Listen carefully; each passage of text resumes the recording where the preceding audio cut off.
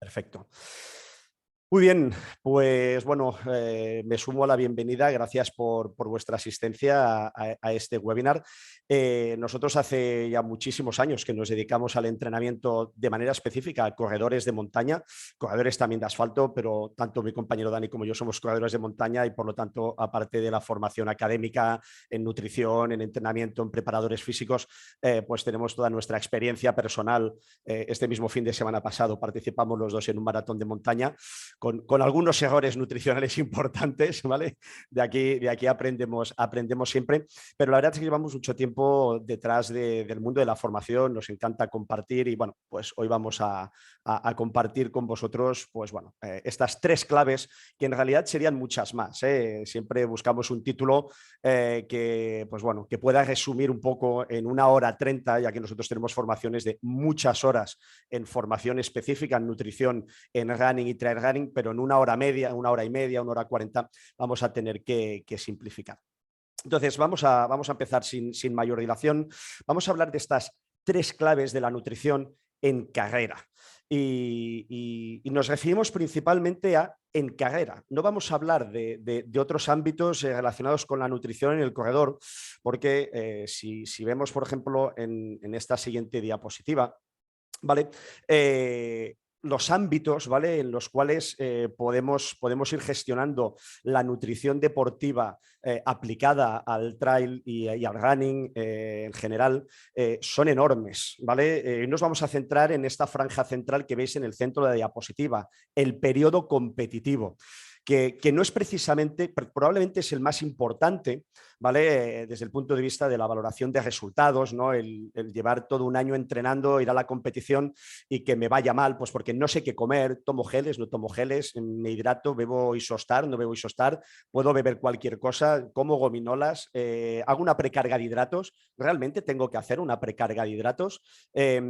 Aquí todavía hay mucho desconocimiento, ¿no?, por parte de los corredores y nos vamos a centrar especialmente en este periodo competitivo, la precompetición, que como antes de la competición, no solo el día antes, sino 2-3 horas antes, los días previos. Debo empezar una precarga 7 días antes, 3 días antes, ¿vale? Con 24 horas. ¿Y qué tengo que comer? Tengo que hartarme de pasta, tengo que hacer una pasta party, de estas que a veces las propias carreras incentivan, o tengo que controlar mejor lo que como, ¿vale? Y luego vamos a ver, lógicamente, la intracompetición, que vamos a comer durante la carrera, porque vamos a ver la importancia que tiene en función de la duración de la competición la ingesta de determinados nutrientes, y aquí van a venir esas tres claves, ¿no?, en esta pre e intracompetición que vamos a ir desgranando a lo largo del webinar, ¿vale?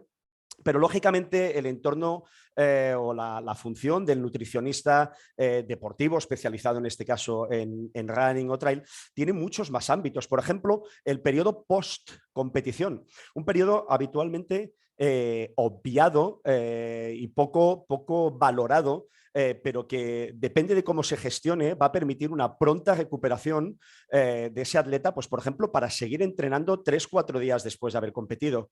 Lo que sucede es que cuando cruzamos la meta, pues parece que ya nos olvidamos de todo, ¿no? Ya está el objetivo conseguido, pero claro, en actividades donde además pudiéramos tener una competición en 10, 15, 20 días, esta recuperación post-competición, esa famosa ventana mal llamada anabólica, ¿vale? Pero sí una ventana donde la insulina no es un requerimiento elevado a partir de esos 60, 70, 80 minutos en el que acabamos la competición, son importantísimos para asegurar ese llenado de los depósitos de glucógeno. Es un gran olvidado. La gente cuando cruza la meta se va a comer al primer restaurante que pilla y se olvida de que tiene también unas responsabilidades. Aquí no vamos a hablar de esto porque no hay cabida, no tenemos tiempo, ¿vale?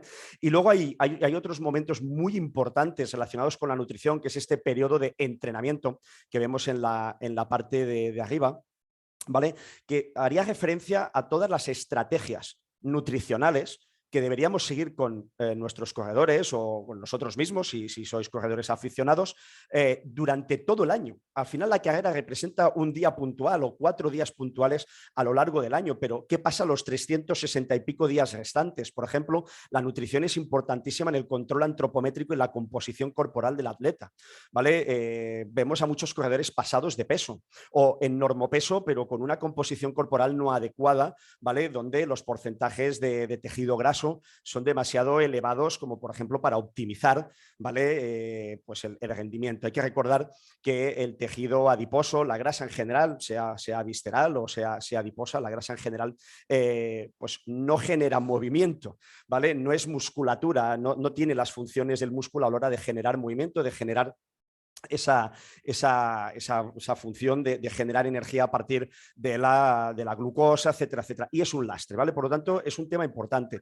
La recuperación entre entrenos, cómo organizamos la nutrición entre los diferentes entrenos. Va a ser lo mismo comer en un periodo en el que estamos corriendo 50 o 60 kilómetros a la semana que en un periodo en el que estamos corriendo menos, pero la intensidad es más elevada porque he entrado en un periodo pues donde quiero optimizar el V2 Max, quiero optimizar el FTP, el FGC. Evidentemente no. Incluso la optimización metabólica, que va ligada con este punto anterior, ¿no? El hacer entrenos en ayunas. ¿Sirve de algo hacer entrenos en ayunas? No sirve. Sirve hacer entrenos doblados en los cuales hago una depleción de sustratos de glucógeno por la mañana y hago un entreno de menor intensidad pero de larga duración por la tarde. ¿Sirve de algo a nivel mitocondrial? ¿Podemos hacer una optimización de nuestro metabolismo? La respuesta rotunda es sí, pero lógicamente hay que gestionarlo muy bien y aquí entrenador y nutricionista deben trabajar de una manera pues muy sincronizada para saber exactamente qué estamos entrenando en cada momento y cuáles son las necesidades calóricas. Hay que pensar que la nutrición, lo digo por la experiencia que llevo de años trabajando con corredores y en el ámbito de la nutrición, la vemos a menudo como hazme una dieta porque soy corredor. No hay dietas para ser corredor, ¿vale? En realidad lo que debería un nutricionista es dar esas pautas o generar una estrategia nutricional propia para cada día de la semana.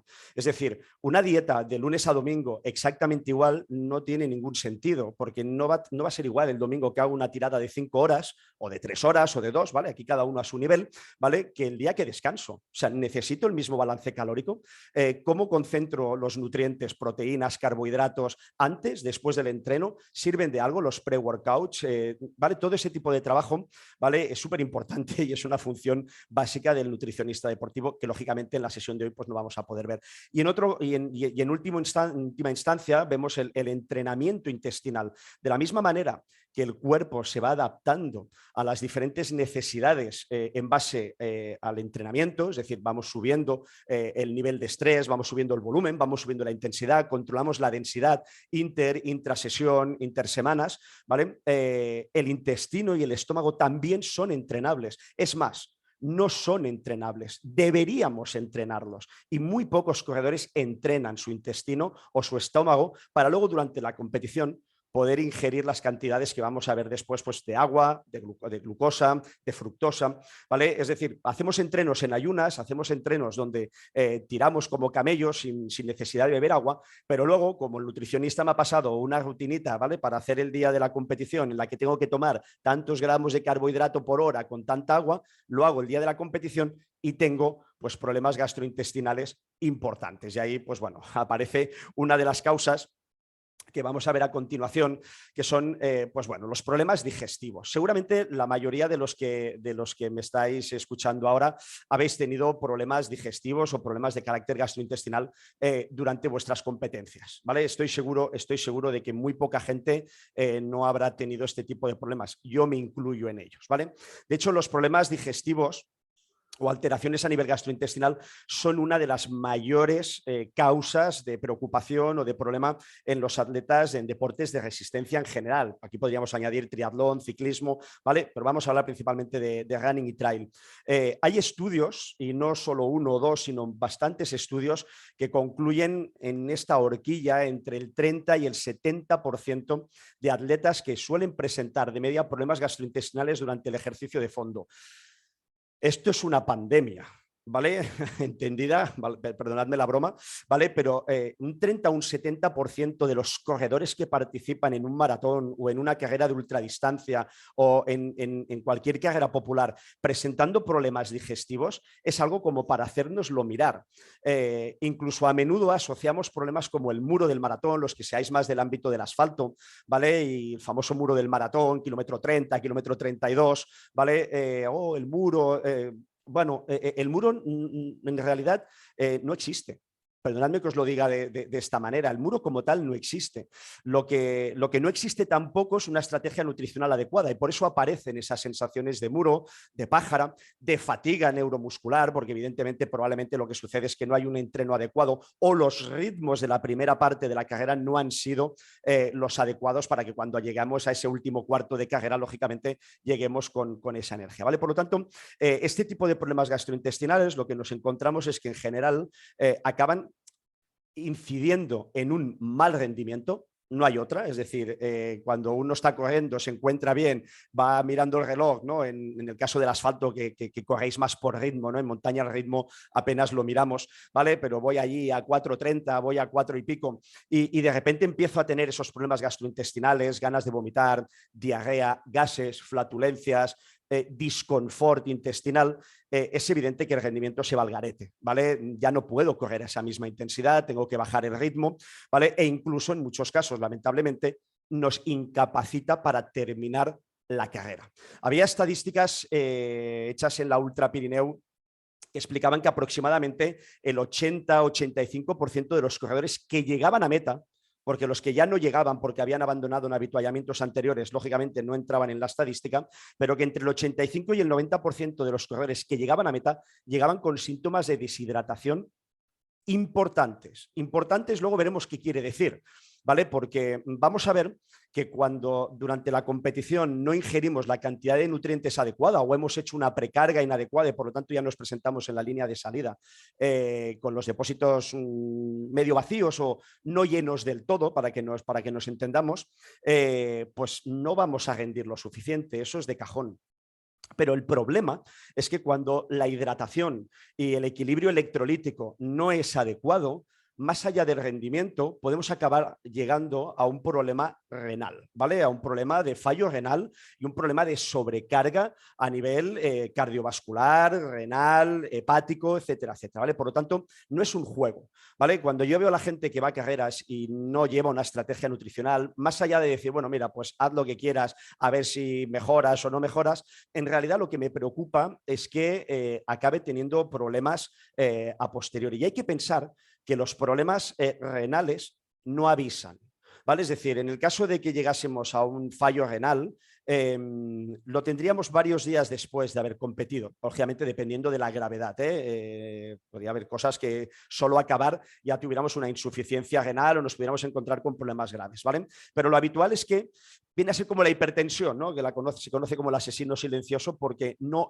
avisa hasta que realmente te genera un problema. Por lo tanto, de verdad, hay que cuidar nuestro cuerpo porque es en él en el que vivimos y el que nos permite correr y a menudo vemos verdaderas barbaridades, especialmente en la larga distancia. Es evidente que este tipo de problemas en carreras cortas pues siempre van a ser de menor entidad sencillamente por la duración. Los principales riesgos que nos vamos a encontrar en competiciones de resistencia son la hiponatremia.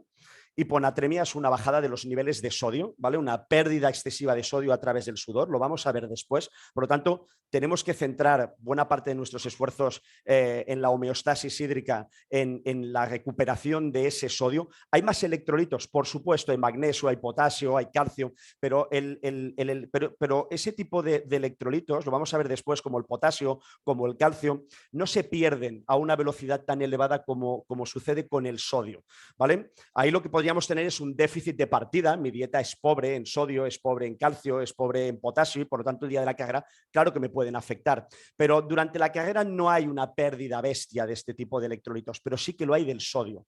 Si os chupáis el sudor, ¿vale? Si os chupáis un brazo mientras corréis, vais a ver que es salado, ¿vale? Tiene cloruro sódico y por lo tanto es uno de los electrolitos que se pierden con mayor cantidad. Por eso deberíamos fijarnos mucho, ¿vale? En que el tema de los electrolitos lo controlásemos. La hiponatremia. tendríamos otro tipo de alteraciones como enfermedades gastrointestinales, inflamación intestinal, reflujo, calambres estomacales y lógicamente el famoso golpe de calor, ¿vale? Cuando no nos hidratamos bien, cuando hay una mala estrategia de hidratación y además estamos en un entorno, no hace falta que sea extremadamente caluroso, solo con que sea medianamente caluroso, si llevamos un nivel de deshidratación muy grande podemos entrar en un golpe de calor por esfuerzo y eso lógicamente pues es bastante peligroso. Fijaros, en este estudio, es un estudio que se hizo en la Western State ultramaratón, ¿vale? En Estados Unidos. Es una ultramaratón en la que se han realizado bastantes estudios. Hay incluso estudios sobre el empleo de ibuprofeno en corredores, también hecho en esta VSER ultramaratón, ¿vale? Pero bueno, este es un estudio muy interesante que se hizo con 272 atletas, por lo tanto, una población importante. A veces nos encontramos con estudios hechos con 4 o 5 atletas y sacar conclusiones pues siempre es bastante atrevido.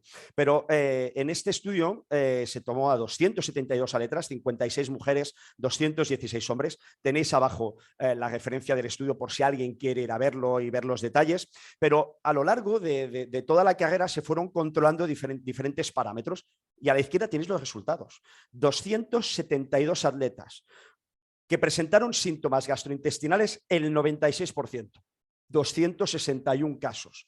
De estos, náuseas, el 60%. Es decir, estamos hablando, ¿vale?, de que 2 de cada 3 corredores presentaron náuseas en algún momento de estos 161 kilómetros. Vale que estamos hablando de un ultramaratón, pero es que hoy en día no sé cuánta gente de la que nos está escuchando ahora es ultramaratoniana, ¿vale? Ultramaratón es todo aquello que pasa de los 42 kilómetros, ¿vale?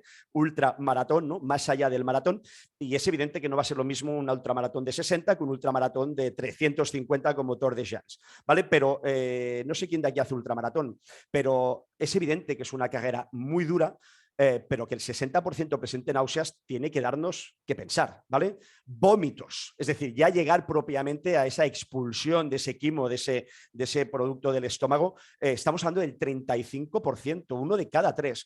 Calambres de estómago, ¿vale? Esos retorcijones de estómago, calambres, molestias, ese disconfort intestinal, un 32%. Diarrea, la temida diarrea, que te obliga a correr para los arbustos, y el problema ya no es evacuar, el problema es que ya quedamos alterados, nos duele todo, nos estamos deshidratando cuando hay diarrea, mucho cuidado.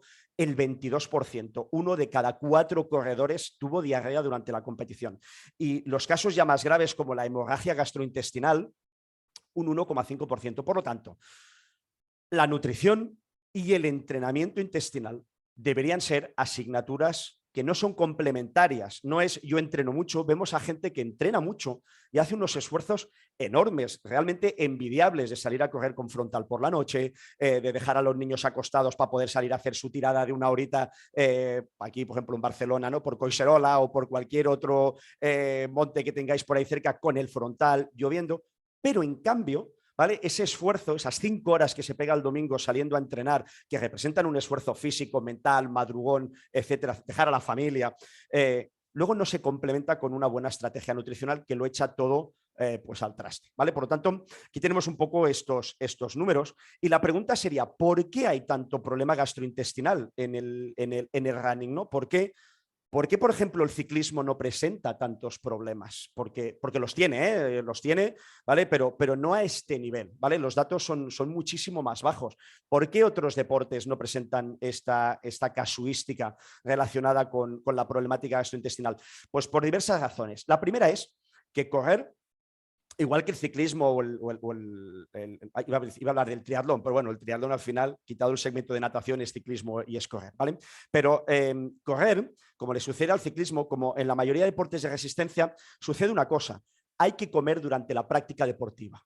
Hay que comer y beber durante la práctica deportiva. Cualquier persona que practique, practique tenis, mientras le está dando la pelota no come, ¿vale? Tiene su pausa, se sienta, bebe su botellita, el tiempo no corre, ¿vale? El Garmin no hay que pararlo, me tomo mi tiempo y sigo con el partido, ¿vale? Si hago culturismo, pues mientras estoy haciendo ese máximo esfuerzo en las máquinas moviendo hierro, pues no necesito estar zampando. Una vez acabe o antes, comeré. Pero correr o pedalear implica, por su duración, comer durante la práctica deportiva. Y comer cuando estamos a 150 o a 160 pulsaciones no es fácil. No solo no es fácil, sino que el cuerpo se revela, ¿vale? Cuando empezamos a subir las pulsaciones, no vamos a entrar en aspectos hormonales ni en aspectos ahora de homeostasis, pero lógicamente hay una variación tremenda, hay un descenso de insulina, hay un aumento de glucagón, hay un aumento de epinefrina, hay un aumento de hormona de crecimiento, hay una alteración incluso de las hormonas vasoconstrictoras, vasodilatadoras, ¿vale? Prostaglandinas, etcétera, etcétera, ¿vale?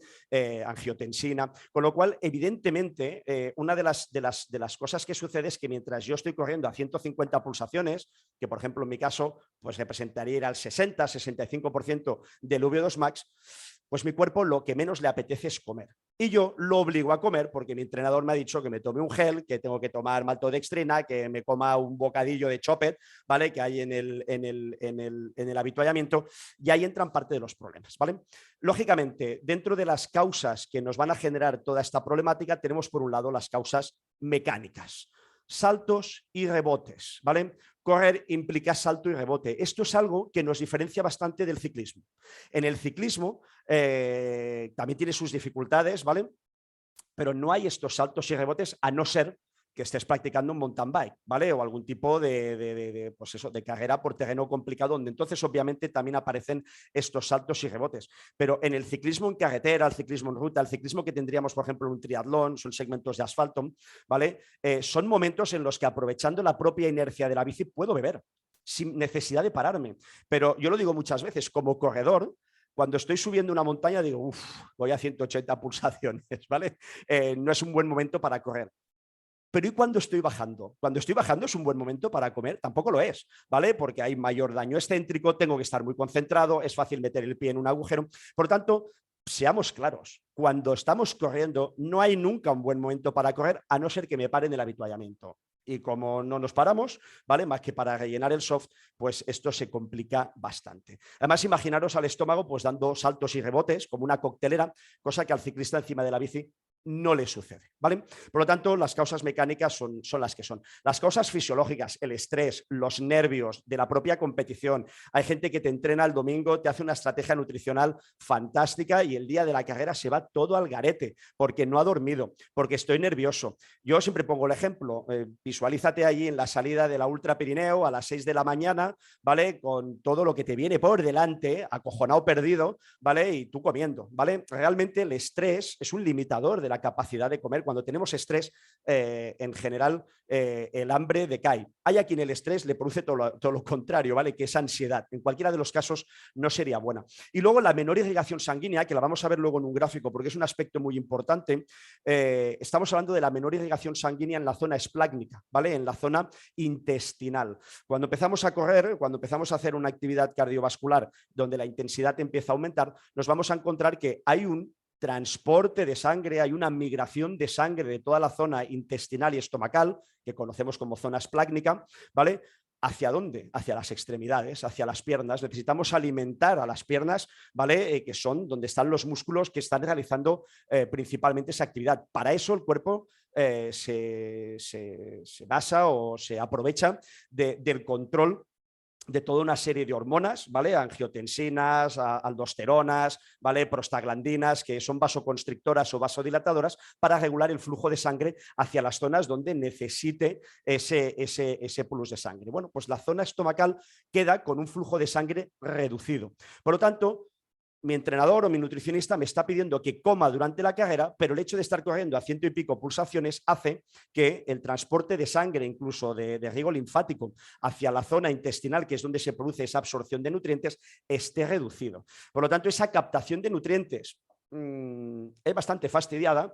Además, se pueden producir daños en mucosa, ¿vale? En la mucosa intestinal, por efecto de esa isquemia, ¿vale? Que se produce en la línea epitelial del intestino.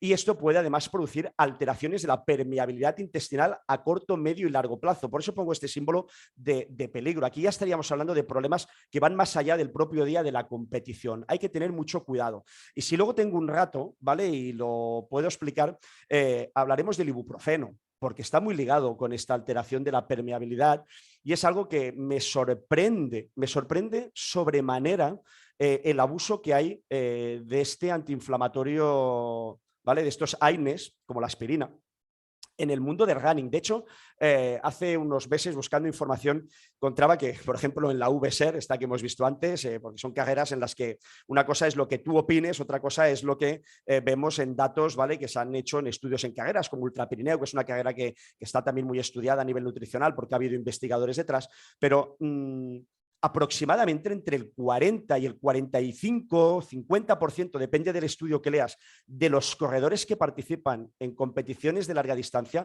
utilizan el ibuprofeno como si fueran caramelos, ¿vale? Y el ibuprofeno tiene un problema gravísimo, ¿vale? El ibuprofeno, primero, no mejora el rendimiento, os lo digo, me sabe muy mal decíroslo, está demostrado que no mejora el rendimiento, es más, mejora, o sea, empeora porque aumenta el estrés oxidativo a nivel celular.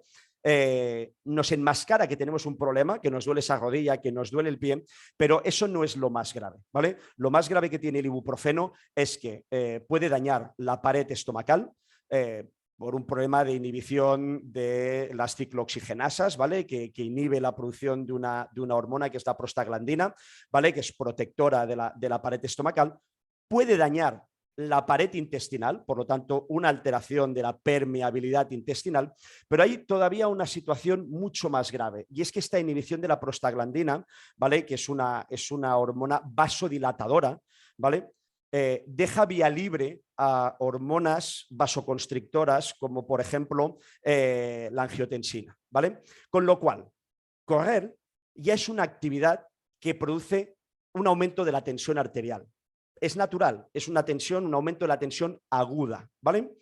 Si además tomo un ibuprofeno que es hipertensivo, sí señores, el ibuprofeno, ¿vale? Igual que pasa con la aspirina, es hipertensiva, aumenta la tensión arterial en un ejercicio que ya es hipertensivo per se y en el cual además añadimos en la mayoría de casos unos niveles de deshidratación elevados que acaban afectando de una manera muy seria y muy grave a los glomérulos del riñón. Por lo tanto, tomar ibuprofeno en la mayoría de casos, por suerte, no llega más allá, pero nos puede generar una crisis hipertensiva y un fallo renal agudo, ¿vale?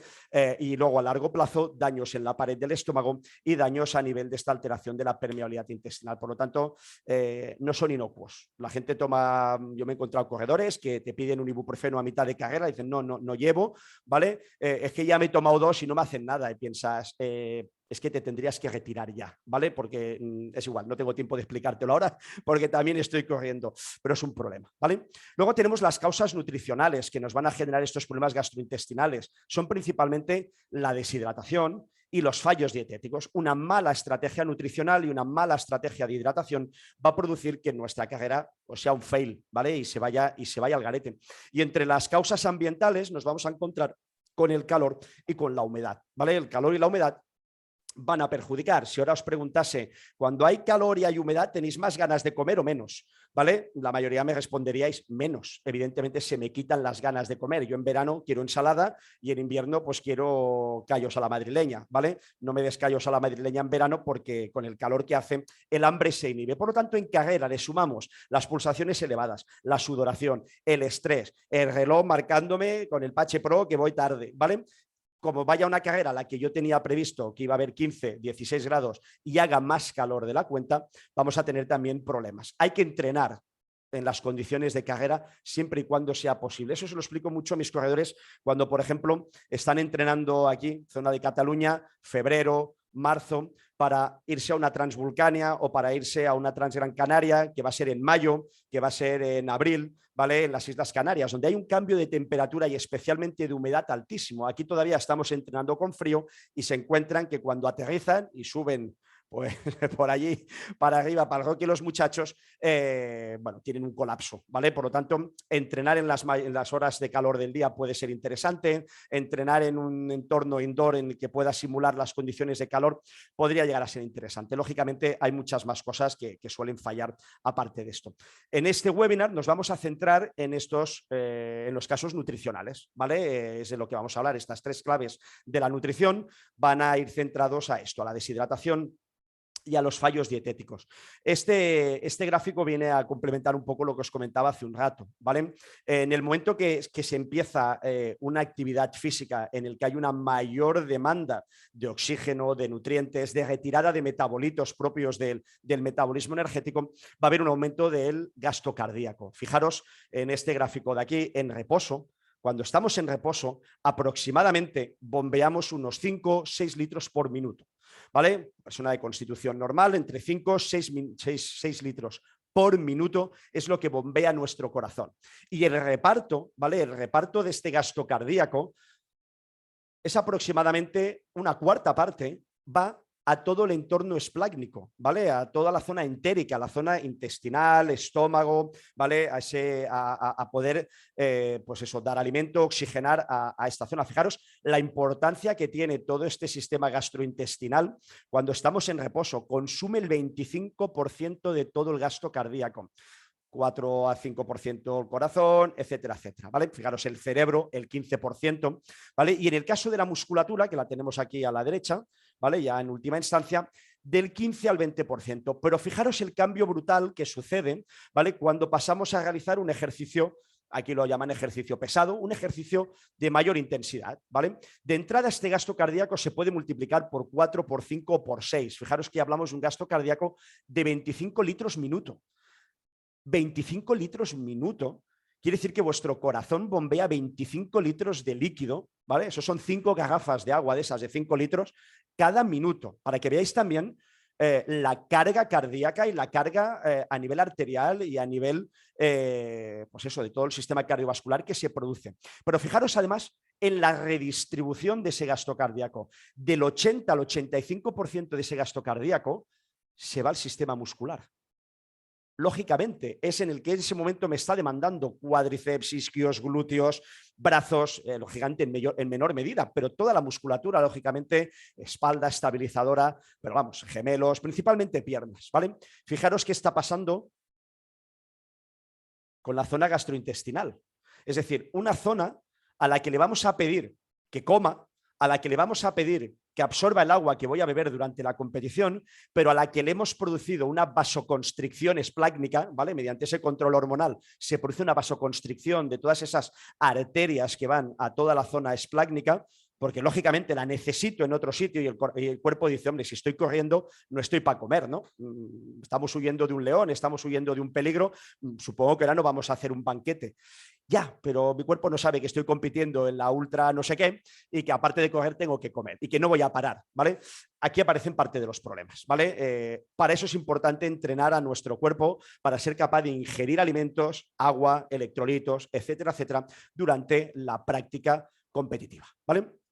Una vez planteado estas causas, el porqué de los problemas gastrointestinales, etcétera, etcétera, pues vamos a abrir tema con los sustratos energéticos. Vamos a hacer un planteamiento, ¿vale? De cómo funciona nuestro cuerpo, qué necesidades a nivel energético tiene, para luego poder entender cuáles son esas necesidades en carrera, ¿no? Si no entendemos cuáles son los sustratos energéticos que vamos a utilizar durante la competición, difícilmente vamos a entender cómo hay que irlos complementando. Y mi compañero Dani creo que tiene alguna pregunta para hacerme. Dime. Vale, apaga tú un momento para que no se solapen. Bueno, hay varias preguntas, ¿eh? Hay preguntas de Óscar, preguntas de Mauricio, que las voy a dejar para el final porque creo que son temas que vas a tocar, pero hay una que va un poco, que hace referencia al tema que se estaba hablando. Laura pregunta, cuando he hecho referencia sobre Transvulcania, temperaturas de calor y demás, ha preguntado, ¿y en condiciones de frío? ¿Qué modificaciones o qué hay que tener en cuenta en unas condiciones donde la temperatura no va a ser alta, sino que va a ser todo lo contrario, ¿no? Carreras en invierno o, por ejemplo, carreras donde habitualmente pues, estamos en altura. ¿Qué modificaciones puede haber en temperaturas bajas? Vale, perfecto. Vale, sí, en frío no he comentado nada porque no suele generar tantos problemas. Hay que pensar que en entorno frío nos podemos abrigar, ¿vale? Es incómodo, es desagradable, pero nos podemos abrigar. La mayoría de los que estáis aquí seguro que habéis corrido con el buff, con el gore, lloviendo, bajo granizo. Cuando hay mucho calor ya no te puedes despelotar mucho, es decir, la sudoración es muy complicada. Por eso normalmente, desde este punto de vista que hablaba del disconfort intestinal, etcétera, etcétera, el calor suele ser más delicado. Ahora, trato de responderte, ¿habría alguna modificación o desde el punto de vista nutricional el hecho de correr con frío cambia algo? Primero, a nivel de disconfort no habría tanto problema, nos encontramos mucho más cómodos corriendo a 10 grados, aunque sea un entorno frío en el que hay que abrigarse, que corriendo a 30 grados, pero sí que es cierto que en entorno frío vamos a consumir más glucosa, ¿vale? Vamos a ver que pasa igual, en invierno si nos sumergimos en una bañera con agua fría, el aumento, ¿vale? La cantidad de consumo de energía va a ser mayor porque recordad que tenemos que mantener nuestro cuerpo a 37 grados de promedio, 36,5, 37,2 grados es la temperatura corporal normal de un adulto, ¿vale? Por lo tanto, cuando corremos en entorno frío, o por ejemplo mi compañero Dani ha hablado de la altitud, cuando corremos en altitud, vamos a, bueno, no lo vamos a ver después, así que lo comento. Cuando corremos en altitud, lo que sucede con la altitud es que hay menor cantidad de oxígeno, ¿vale? Por unidad de aire, ¿vale? Por lo tanto, esto que hablamos, ¿vale? De la hipoxia, etcétera, etcétera. Cuando tenemos menos oxígeno disponible, vamos a ver que la glucólisis aeróbica va a quedar menguada, ¿vale? Es una de las vías principales y eficientes de obtención de energía a partir de la glucosa, ¿vale? También va a quedar menguada la obtención de energía a partir de los ácidos grasos en la beta oxidación, con lo cual uno de los puntos que va a ser muy ligero, pero claro, si estoy corriendo muchas horas en altitud, lo vamos a notar, una de las vías energéticas que va a ganar cierto protagonismo, insisto, aunque sea ligero, va a ser la glucólisis anaeróbica o la glucólisis mejor llamada citosólica, extramitocondrial, ¿vale? Por lo tanto, sí, cuando corremos en ambiente frío o en altitud o en la suma de los dos, que suelen ir ligados, ¿vale? Normalmente a las dosis de carbohidrato que vamos a ver después que hay que comer durante la competición, habría que llevarlas hacia la parte alta de la horquilla, ¿vale? Porque la vamos a necesitar más, ¿eh? No vamos a ser tan eficientes, pues bueno, eso, beta oxidando grasas a nivel mitocondrial o fosforilando glucosa a nivel mitocondrial, ¿vale? Espero haberte respondido. Seguimos con los sustratos energéticos. Vamos para allá. Vamos a hablar de sustratos energéticos, pero antes, dejadme que os explique algo que seguramente ya sabréis, pero que es importante explicarlo bien, ¿vale? Para empezar, cuando queremos, oye, ¿qué tipo de sustrato principal energético estoy utilizando cuando corro? Pues la respuesta va a ser depende, ¿vale? No es lo mismo hacer los 100 metros lisos o hacer un sprint de 5 segundos a tope, donde las fuentes de energía van a ser X y la actividad cesa, ¿vale? Que hacer los 1500, que hacer una 5K o que estar corriendo 8 horas, ¿vale? Y hay una relación inversa que la mayor, pues seguramente ya conoceréis, ¿vale? O que igual no os habéis planteado, pero dices, hombre, pues es verdad, ahora que lo dice me doy cuenta, entre el volumen y la intensidad. Esta curva que estáis viendo aquí es una curva potencia-duración, es una curva de un corredor nuestro, es una curva obtenida del software VKO, ¿vale? Nosotros hace mucho tiempo, ya bastantes años, que la mayoría de nuestros corredores se entrenan por potencia, utilizando potenciómetros, y eso nos permite llevar un control muy fino de la intensidad. Recordad que ¿cómo medimos la intensidad en la competición o en los entrenamientos? Pues tradicionalmente se ha venido controlando por la frecuencia cardíaca, ¿no? Entre 120 y 150 pulsaciones. Está bien y sigue funcionando, pero estamos intentando calibrar la intensidad del ejercicio mediante un parámetro que es variable, porque esa misma frecuencia cardíaca a ese mismo ritmo, si yo peso varios kilos más, o si hoy no he dormido, o si he consumido cafeína, o si he comido o no he comido antes del entreno, o si hace calor o hace frío, va a variar.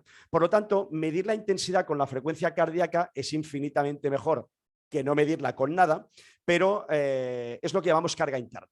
queremos medir la intensidad mediante un parámetro de control que es la carga interna y que es variable y que está supeditada a muchas más acciones.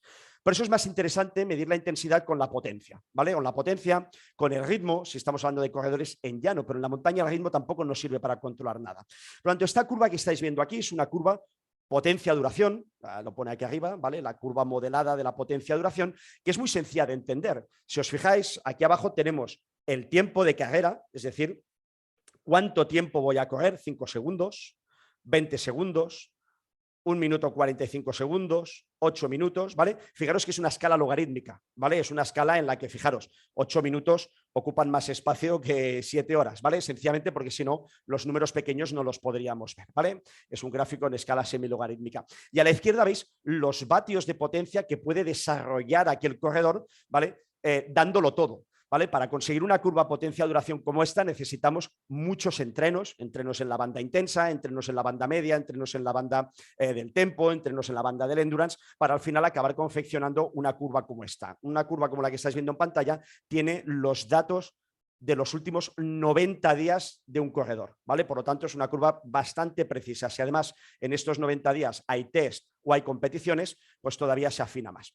¿Qué es lo que quiero que veáis? Pues fijaros, cuando alguien te pregunta, oye, tú corres, ¿no? ¿A qué velocidad puedes correr? Es una pregunta y dices, ¿cómo que a qué velocidad puedo correr? Depende, ¿no? ¿Cuánto tiempo? ¿Vale? ¿Un segundo? Puedo correr la velocidad máxima de un segundo, pues igual te puedo correr a 24 kilómetros hora. Pero ¿soy capaz de correr a 24 kilómetros hora 2 minutos, 8 minutos, 8 horas? Evidentemente no. Por lo tanto, intensidad, ritmo, potencia, velocidad, ¿vale? Es la manera de medir la intensidad. Es inversamente proporcional al tiempo. A medida que el tiempo aumenta, mi capacidad de mantener unos determinados niveles de intensidad van decayendo. Por ejemplo, en el gráfico de este corredor, la potencia máxima de un segundo, ¿vale?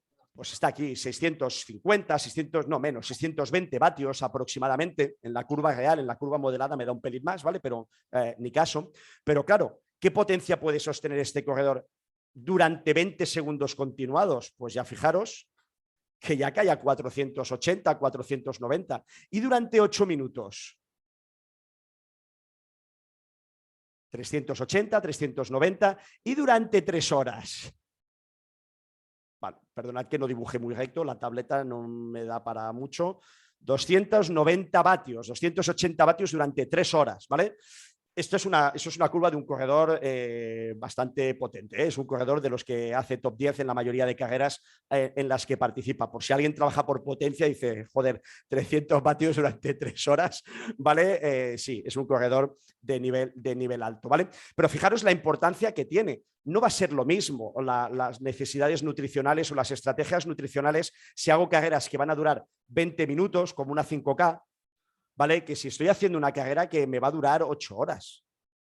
¿Vale? Es evidente que no vamos a tener los sustratos no van a ser los mismos. Y quiero que os fijéis, perdonad, aquí.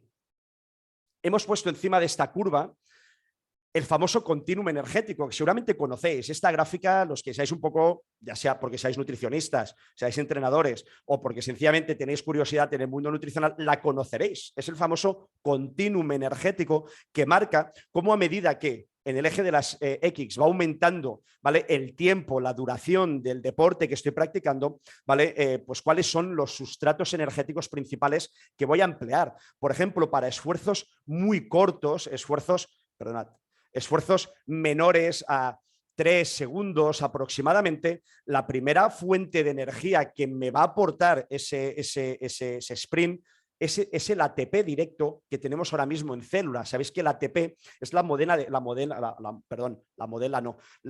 de cambio energético que utilizan las células para activar la contracción muscular, ¿vale? El adenosintrifosfato. Ahora mismo todos tenemos una determinada cantidad de adenosintrifosfato en nuestras células que están ahí y que es estable, se mantiene estable incluso cuando hago un esfuerzo intenso. Ahora, ¿quién se encarga de mantener ese ATP estable? Todos los sustratos que están debajo y que luchan por mantener esa concentración de ATP. Vale, una vez eso ya decae, me da para eso, 1 segundo, 2 segundos, 3, dependiendo del nivel de entrenamiento del atleta, entra un segundo sustrato energético, que es este CP, es la famosa fosfocreatina, la vía de los fosfágenos, ¿vale? La famosa fosfocreatina. Pero el pico lo va a alcanzar aproximadamente a los 6 segundos y se va a acabar. Es una batería también de intercambio energético en la que no vamos a entrar, se nos escaparía mucho del ámbito de este webinar, ¿vale? Pero es apasionante, ¿vale? Cómo resintetizamos de nuevo fosfocreatina en los momentos de pausa o en los que bajamos intensidad. Es el clásico sustrato energético de la gente que hace fitness y por eso tiene que hacer descansos de 3, 4, 5 minutos cuando está haciendo trabajo de fuerza, sobre todo con cargas elevadas o a velocidades elevadas, lo que llamaríamos orientación neural, ¿vale?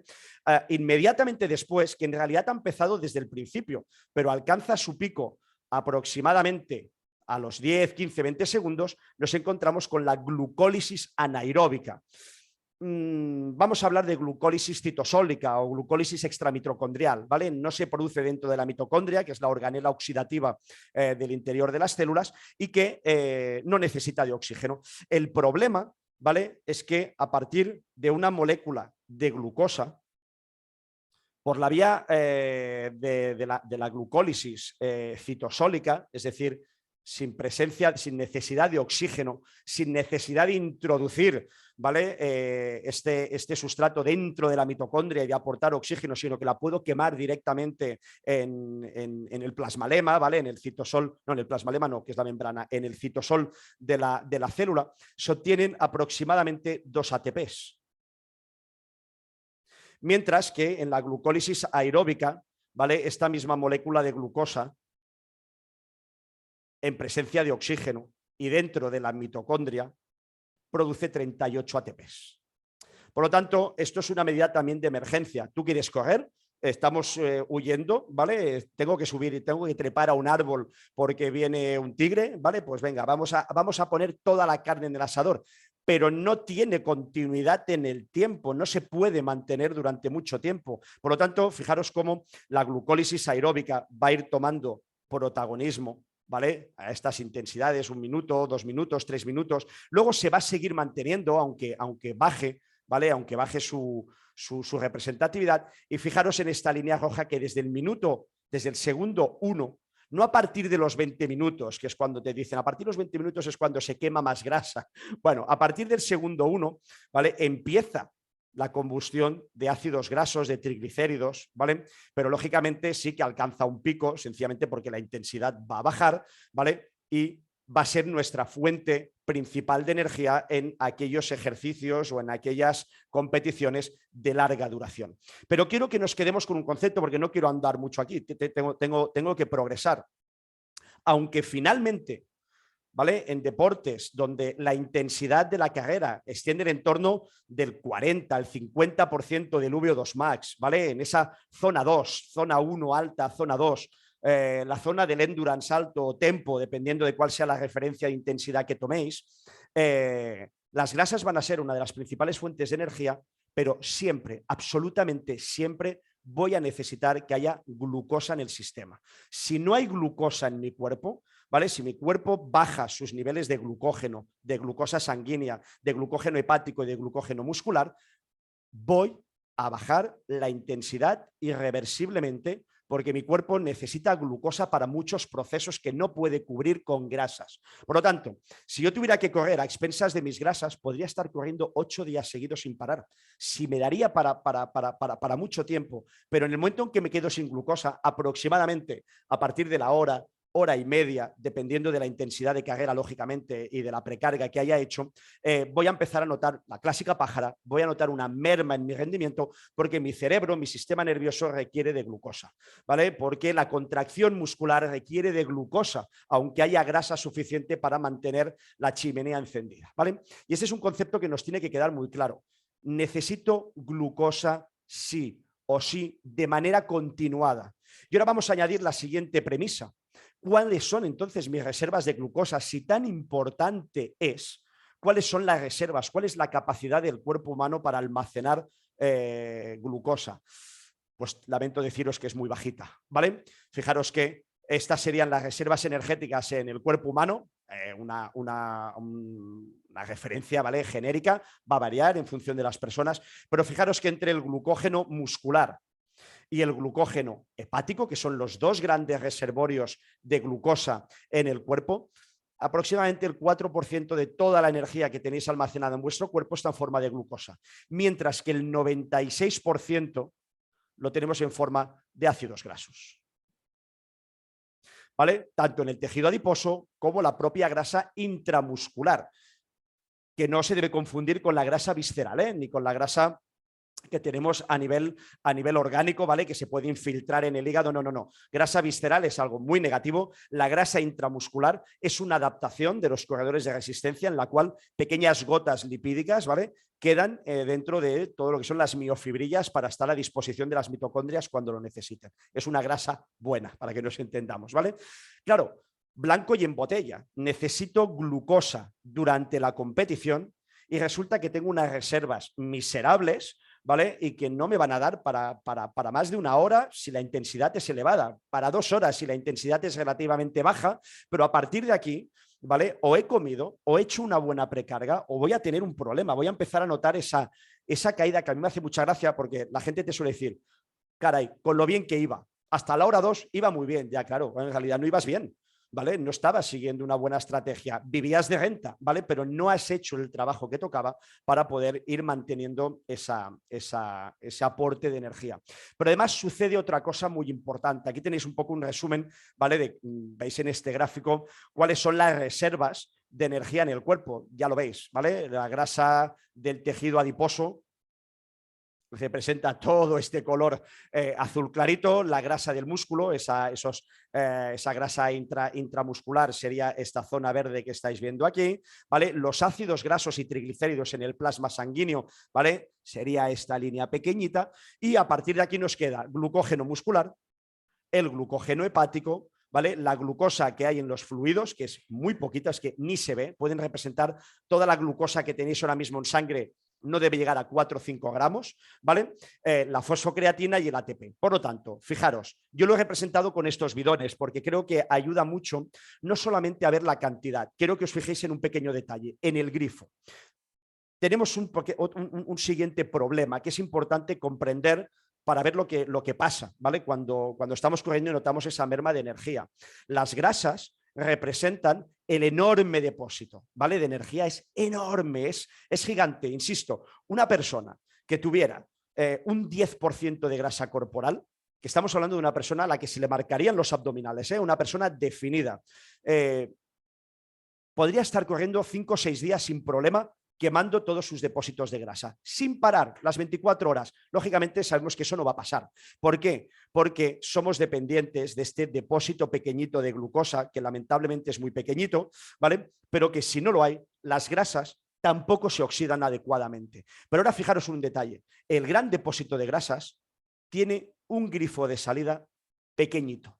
Es decir, la tasa de obtención de energía a partir de las grasas es baja. ¿Vale? Es como si tuviera un bidón enorme, pero cuando yo abro el grifo a tope, caen muy pocos litros por minuto, ¿vale?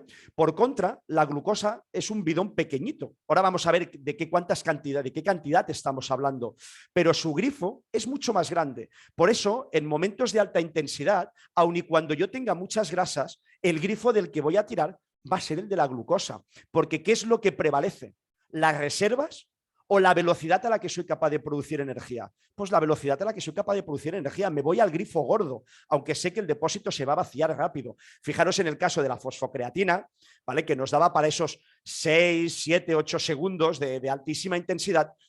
El depósito no está ni siquiera a escala, lo he puesto así porque si no, no lo veríais, pero es que sería un depósito minúsculo, recordad, 6 segundos, 7 segundos, pero cuando se abre, su capacidad de generar energía es inmediata, es pum, es automática, es explosiva. Por eso tiene un grifo mucho más grande, ¿vale? Quedaros con esta idea inversa.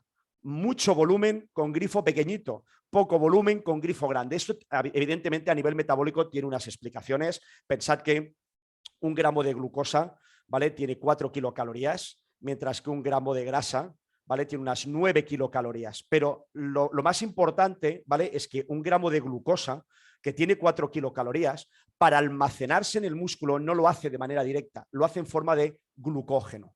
Estamos todo el rato hablando del glucógeno y no lo había descrito. El glucógeno, ¿vale? Es un polímero, ¿vale? Es un polisacárido, es la manera como la glucosa se almacena tanto en el hígado, ¿vale? Como en el músculo. No se almacena de manera directa, sino que lo hace en forma de glucógeno, que es una estructura espiral, ¿vale? Empaquetada. Por lo tanto, hay que romperla primero, hay que entrar en esta glucogenólisis, que es la rotura del glucógeno, para luego poder activar la glucólisis. Y aquí vais a ver que tenemos otro pequeño problema.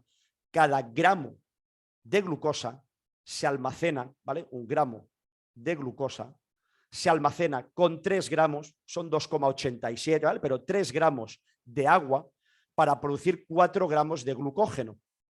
Lo cual quiere decir que 4 gramos de glucógeno tienen 4 kilocalorías, ¿vale? Porque tienen 1 gramo de glucosa, ¿vale? Mientras que 1 gramo de grasa tiene 9 kilocalorías, ¿vale? Por lo tanto, fijaros que las grasas son un sistema de empaquetamiento de energía muy eficiente, pero está tan empaquetado que su rotura es lenta, ¿vale? Su disponibilidad es mucho más lenta, mientras que romper una molécula de glucosa o de fosfocreatina es mucho más rápida, pero no cabe tanta porque su almacenamiento no es tan eficaz, ¿vale? No es tan práctico, ¿vale? Esto explica muchas cosas. Fijaros en este pequeño cálculo totalmente teórico, totalmente, pues iba a decir poco real, pero poco real no sería la descripción, pero es teórico, podría ser hasta un divertimento, ¿vale? Hemos cogido un corredor de 70 kilos con un 10% de grasa corporal que ha hecho una buena precarga de hidratos. Fijaros, ¿cuáles son las reservas energéticas en este corredor?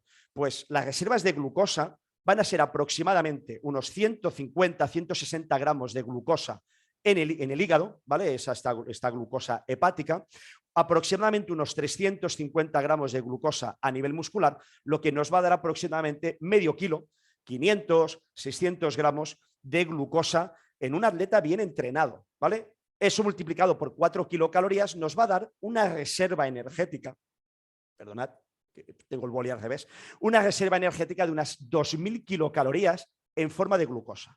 Vamos a los ácidos grasos, ¿vale? Si esta persona tiene un 10% de grasa corporal, y estoy hablando de un ejemplo de alguien muy definido, alguien delgado, ¿vale? Porque 10% de grasa corporal, la mayoría de corredores pues andarán por ahí 10, 12, pero vemos corredores con un 20, con un 20 y pico por ciento. Ya he cogido un caso en el cual tenemos una persona perfectamente definida. Si tiene un 10% de grasa corporal y pesa 70 kilos, tenemos aproximadamente 7 kilos de grasa total, ¿vale? Que multiplicado por 9 kilocalorías, esto no es real, ¿vale? Habría que quitar la membrana, ¿vale? Habría que coger cuál es la gota lipídica, pero para que nos entendamos, cálculo rápido, ¿vale? 63.000 kilocalorías almacenadas en un cuerpo perfectamente definido al que se le marcan los abdominales para poder correr.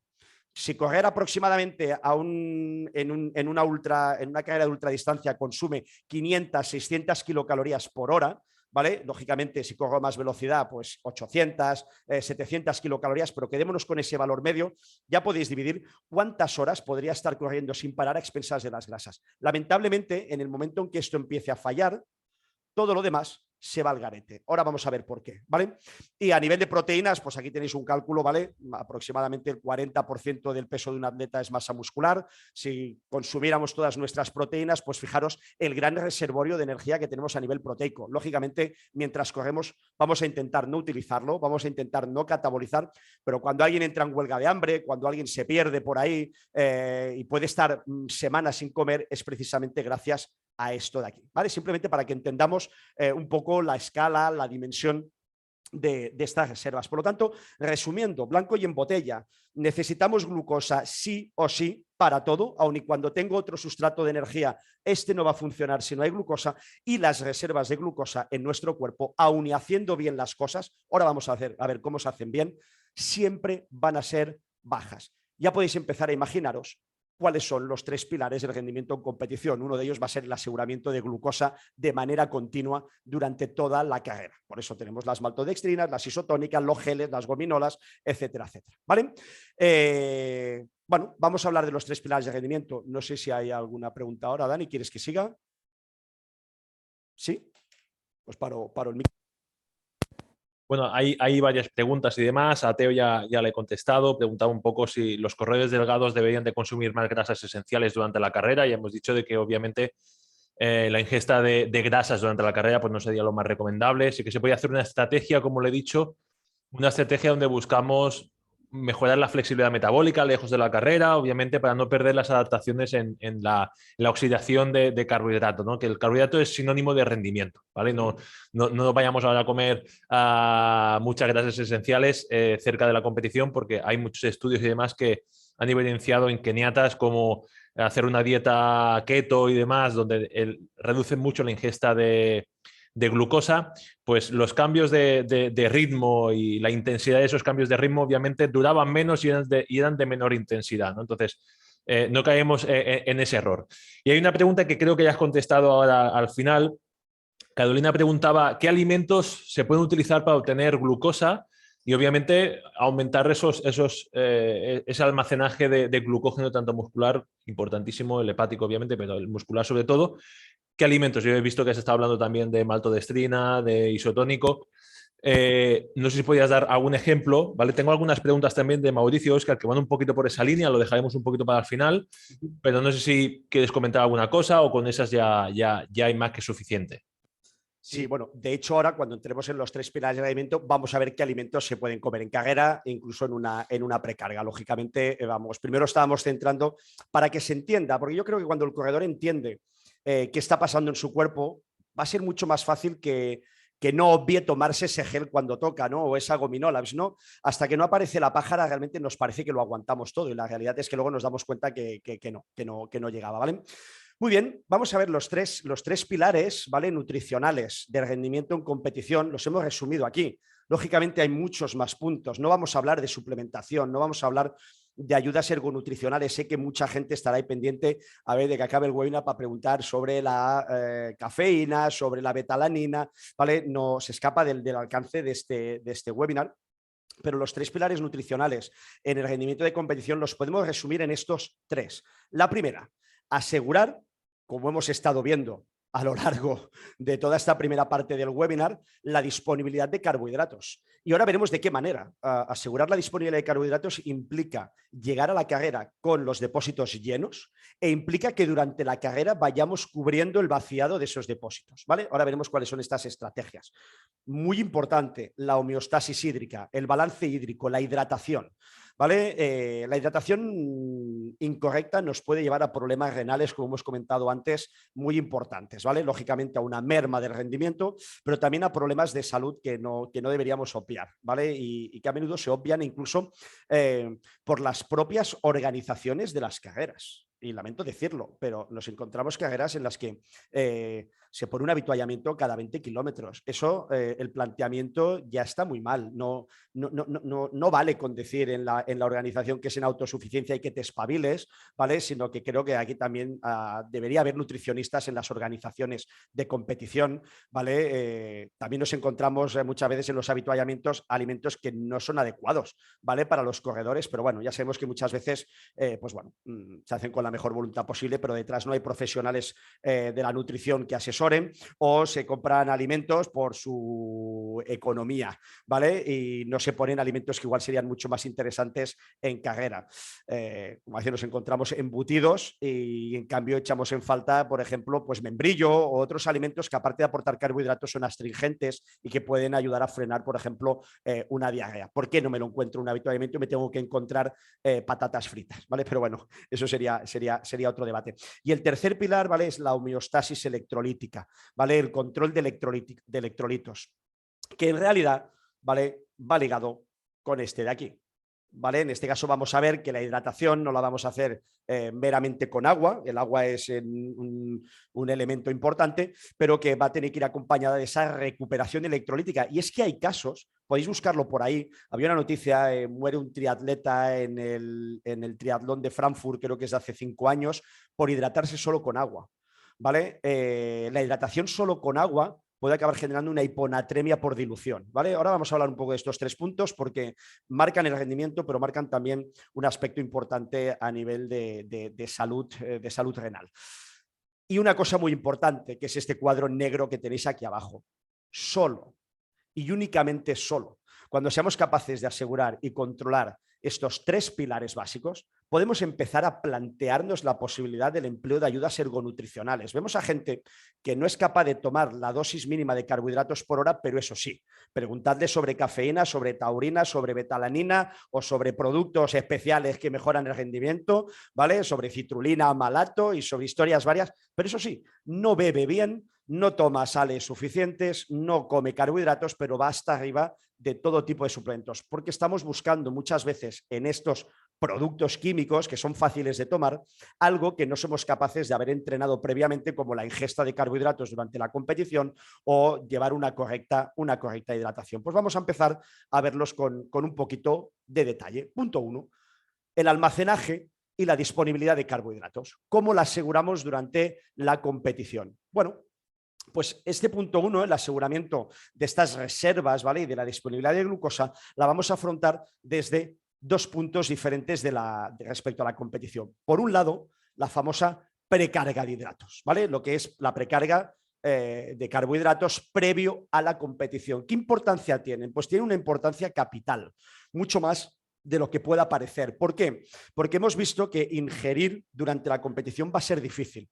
Vamos a tener que hacerlo, pero no exime que es difícil, ¿vale? Hay momentos en los que seguro que la mayoría de los que estáis escuchando habéis tenido problemas para comer en carreras, se me cierra el estómago, tengo diarrea, tengo disconfort, tengo malestar, ahora tengo que comer y estoy mareado, ¿vale? Por lo tanto, todos aquellos carbohidratos endógenos, ¿vale? Aquí utilizamos la palabra endógena porque ya están dentro de nuestro cuerpo, los hemos ido almacenando durante los días previos a la competición, ya han pasado la boca, han pasado el esófago, han pasado el estómago, han pasado el intestino, están ya digeridos y los tenemos almacenados en forma de glucógeno allí donde los vamos a necesitar. Su tasa de utilización es muy alta, no vamos a hablar de tasas de oxidación, ¿vale? Pero la tasa de oxidación de carbohidratos exógenos es mucho más baja por la barrera intestinal que la tasa de oxidación de carbohidratos endógenos. Por lo tanto, no me puedo presentar en la línea de salida de carrera con los depósitos a medio gas. Es un error, ¿vale? Porque no lo voy a poder suplir comiendo durante la carrera. Ya bastante problema voy a tener para comer en la carrera bien, habiendo hecho una buena precarga. Ahora veremos cómo se hace una precarga de este tipo. Y el siguiente punto del aseguramiento es el suministro durante la carrera. Pero aquí hay que hacer una mención importante. En carreras de duración mayor a 60 minutos, siempre va a ser necesario el aporte de una fuente externa de carbohidratos, ¿vale? Que aseguren no solamente el suministro de energía y este continuo energético, sino, como voy a intentar explicaros después, incluso la capacidad de resíntesis de glucógeno mientras estamos compitiendo. Esto es la hostia, ¿vale? Pero para carreras de inferior duración no es necesario el aporte intracompetición. No es necesario. Si hemos hecho una buena precarga y hemos hecho una carga adecuada para esos 60 minutos de carrera, aun y cuando van a ser a una intensidad elevada, porque asumimos que 60 minutos que podría ser una 10K de montaña, 13 kilómetros de montaña, en el caso de que fuera asfalto, 35, 40 minutos, una 10K, ¿vale? Estamos hablando de una duración corta.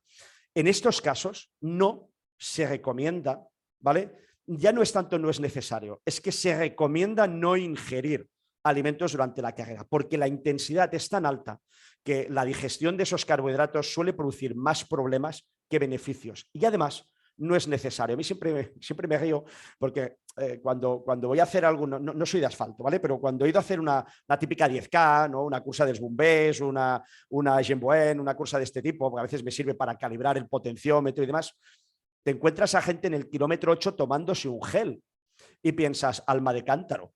Cuando ese gel haya llegado a donde tiene que estar, tú ya estás en el vestuario. Y no solo eso, es que igual en el kilómetro 9 te da un arrechucho y tienes que irte al lavabo, porque a la intensidad a la que estás tomándote ese gel te va a generar más problema que beneficio. Por lo tanto, seamos coherentes, ¿vale? Carreras de menos de 60 minutos, a no ser que sea por un factor psicológico, porque es mi primera carrera y voy a tardar 1 hora en hacer una 10K. Bueno, pues te lo tomas porque vas a un ritmo cómodo, pero si no, de verdad, no es necesario. Vamos a la carga de hidratos. ¿Qué es la carga de hidratos? Seguro que la mayoría habéis hecho cargas de hidratos. Una carga de hidratos consiste en un aumento considerable del consumo de hidratos de carbono. Aquí tenéis los típicos carbohidratos, ¿no? Cereales, patatas, pastas, arroces, y luego ya podríamos ir a los preparados, ¿no? Tipo maltodextrinas, etcétera, etcétera, amilopectinas, bla, bla, bla. Todo eso son tipos de carbohidratos diferentes, ¿eh? Luego se agrupan en marcas, ¿vale? Pero en realidad no son más que disacáridos, polisacáridos o carbohidratos simples, ¿vale? Y lo que hacemos es aumentar esta ingesta de hidratos de carbono en los días previos a la competición, y es una técnica utilizada pues, habitualmente por casi todas las distancias, ¿vale? En esta técnica lo que vamos a buscar que es una sobrecarga de hidratos de carbono. Nosotros en nuestro día a día ya tomamos hidratos de carbono con proteínas y grasas, pero lo que voy a buscar durante esos días va a ser reducir la ingesta de grasas, de proteínas y de fibra que van a generar, ¿vale?, disconfort intestinal durante la competición, y voy a aumentar sustancialmente la ingesta de alimentos ricos en carbohidrato, ¿vale? Para asegurar, ¿vale?, que hay una sobrecompensación o un aumento de esas reservas de carbohidrato tanto a nivel hepático como especialmente a nivel muscular, que es donde está el principal reservorio. La carga de hidratos se puede clasificar en dos tipos, ¿vale? Hay lo que llamamos carga simple. La carga simple de hidratos es la que suele hacer la mayoría de la gente, consiste en aumentar la ingesta de carbohidratos en nuestra dieta entre 2-3 días previos al día de competición, sin a priori ninguna otra modificación previa de la dieta del atleta. Es decir, si corro el domingo, la carga de hidratos pues va a empezar jueves, viernes, sábado, por ejemplo, los 3 días previos, incluyendo también el desayuno precarrera, va a entrar dentro de esta carga simple, y no voy a hacer nada el lunes, martes y miércoles, ¿vale? Es decir, lunes, martes y miércoles sigo con mi dieta normal y cuando llega el jueves hago ese aumento de carbohidratos. Claro, si no quiero generar un aumento de calorías brutal, lógicamente este aumento de carbohidratos debe ir ligado a un descenso en el consumo de grasas, proteínas, ¿vale?, y fibra. Y más allá del consumo calórico, vamos a ver después que es importante reducirlos. Es importante reducir estos nutrientes porque su digestión es muy lenta, ¿vale? Y su tránsito intestinal puede alcanzar los 2-3 días, ¿vale? Por lo tanto, si el día previo a la competición tengo una dieta muy rica en fibra, muy rica en proteínas o grasas, voy a ir, ¿vale?, con esas sustancias en el intestino el día de la competición y pueden ser culpables de este disconfort intestinal. Es lo que llamamos una dieta baja en residuos, ¿vale? O sea, en el caso de no tomarlos, quiero decir, ¿vale? Cuando no los tomamos, lo que vamos a hacer es una dieta baja en residuos. De tal manera, eso a veces cuando te tienen que hacer una colonoscopia, ¿vale? Si hay alguien que me está escuchando, también se lo habrán dicho. Quiero una dieta baja en residuos, quiero que el día que haya que hacer la colonoscopia no esté llena de residuos que llevan 2-3 días en digestión. Apliquemos este concepto también a la carrera, luego lo recalcaré. Y el siguiente sistema de carga de hidratos es la llamada supercompensación de hidratos de carbono. En este caso ya no hablamos de una carga simple, hablamos de una carga más compleja que consiste en optimizar el almacenamiento de glucógeno en el músculo mediante un sistema por el cual los 3 días previos a la carga vamos a hacer una descarga total de glucógeno, ¿vale? Eso va a producir un estrés, va a generar un aumento de la expresión de la glucógeno sintasa, ¿vale?, que es una enzima que va a hacer que luego cuando hagamos la carga simple durante esos 3 últimos días antes de la competición, guarde más que antes, ¿vale? Ahora lo vamos a ver en unos gráficos y lo vais a ver muy, muy fácilmente, ¿vale? Porque sé que he explicado así, cuesta un poquito. Pero tenéis que pensar que cuando el organismo percibe que las reservas de glucógeno se han agotado en estos 3 días de descarga, que podrían ser lunes, martes, miércoles, ¿vale?, va a poner en marcha mecanismos para intentar recuperar este glucógeno, ¿vale? Por ejemplo, una expresión mayor de esta glucógeno sintasa. Cuando luego yo haga esta carga de hidratos normal,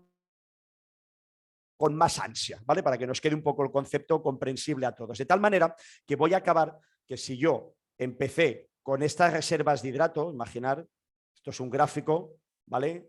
Días, ¿vale? Esto es el lunes, martes, miércoles, jueves, viernes, ¿vale? Tal, ¿vale? Yo empiezo con estas reservas de carbohidrato, lunes, martes, miércoles, mis reservas van bajando porque hago una dieta muy baja en hidratos de carbono mientras sigo entrenando, ¿vale? Pero cuando luego yo hago la carga de hidratos, no voy a recuperar este nivel.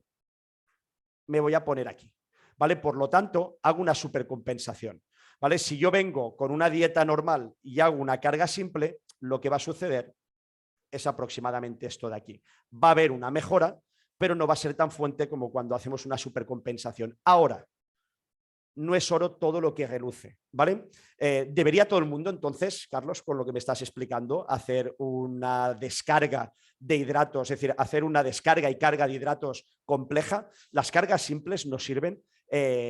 Pues no, es decir, no cojáis esta idea. Fijaros, lo voy a explicar muy rápido, ¿vale? Porque aquí no tengo tampoco mucho tiempo. En alguna de las formaciones que tenemos en nuestro campus se habla largo y tendido y con ejemplos de cada una de estas cargas de hidratos, ¿vale? Pero aquí no puedo verlo con detalle, pero fijaros, el método clásico, método escandinavo de descarga y carga consiste en que el día 7, 6, 5 y 4 antes de la competición, ¿vale? Aquí vemos una semana tipo, ¿vale? Domingo tengo carrera, sábado, ¿vale? Viernes, jueves, ¿vale? Voy a hacer una dieta en la que voy a reducir los carbohidratos a un 10 o un 15% del aporte calórico total. Lógicamente, para eso yo tengo que tener controlada mi dieta. Recordad lo que explicamos al principio. ¿De dónde parto? ¿Vale? Yo ya tengo una dieta low carb, ya tengo una dieta high carb, ¿vale? Porque si no, no se va a notar el cambio. Voy a hacer esta descarga, ahí, y cuando lleguen los 3 días previos a la carrera, voy a pasar a una dieta 70% de carbohidratos, aproximadamente un 20% proteínas y un 10% grasas, siempre saludables, ¿vale? No busquéis la excusa para en la precarga hartaros de pizza, de donuts, todas estas cosas que parece que los corredores están esperando a la precarga para zampar de todo. No, ¿vale? Porque vamos a recordar que estos alimentos son de alta densidad calórica, pero de baja densidad nutricional. Además, aportan grasas, además en algunos casos son de tipo trans, ¿vale? De tipo saturado, no nos interesan. Es muy importante que, tanto si hacemos una carga simple como cualquiera de estos métodos, evitemos en estos 3 días la ingesta de comidas altas, en proteínas o grasas, evitar los productos lácteos, especialmente si tenéis algún tipo de alergia a la leche o intolerancia a la lactosa, son 2 cosas diferentes, pero cualquiera de las 2, pues ya es de cajón que esta persona no va a tomar productos lácteos, ¿vale?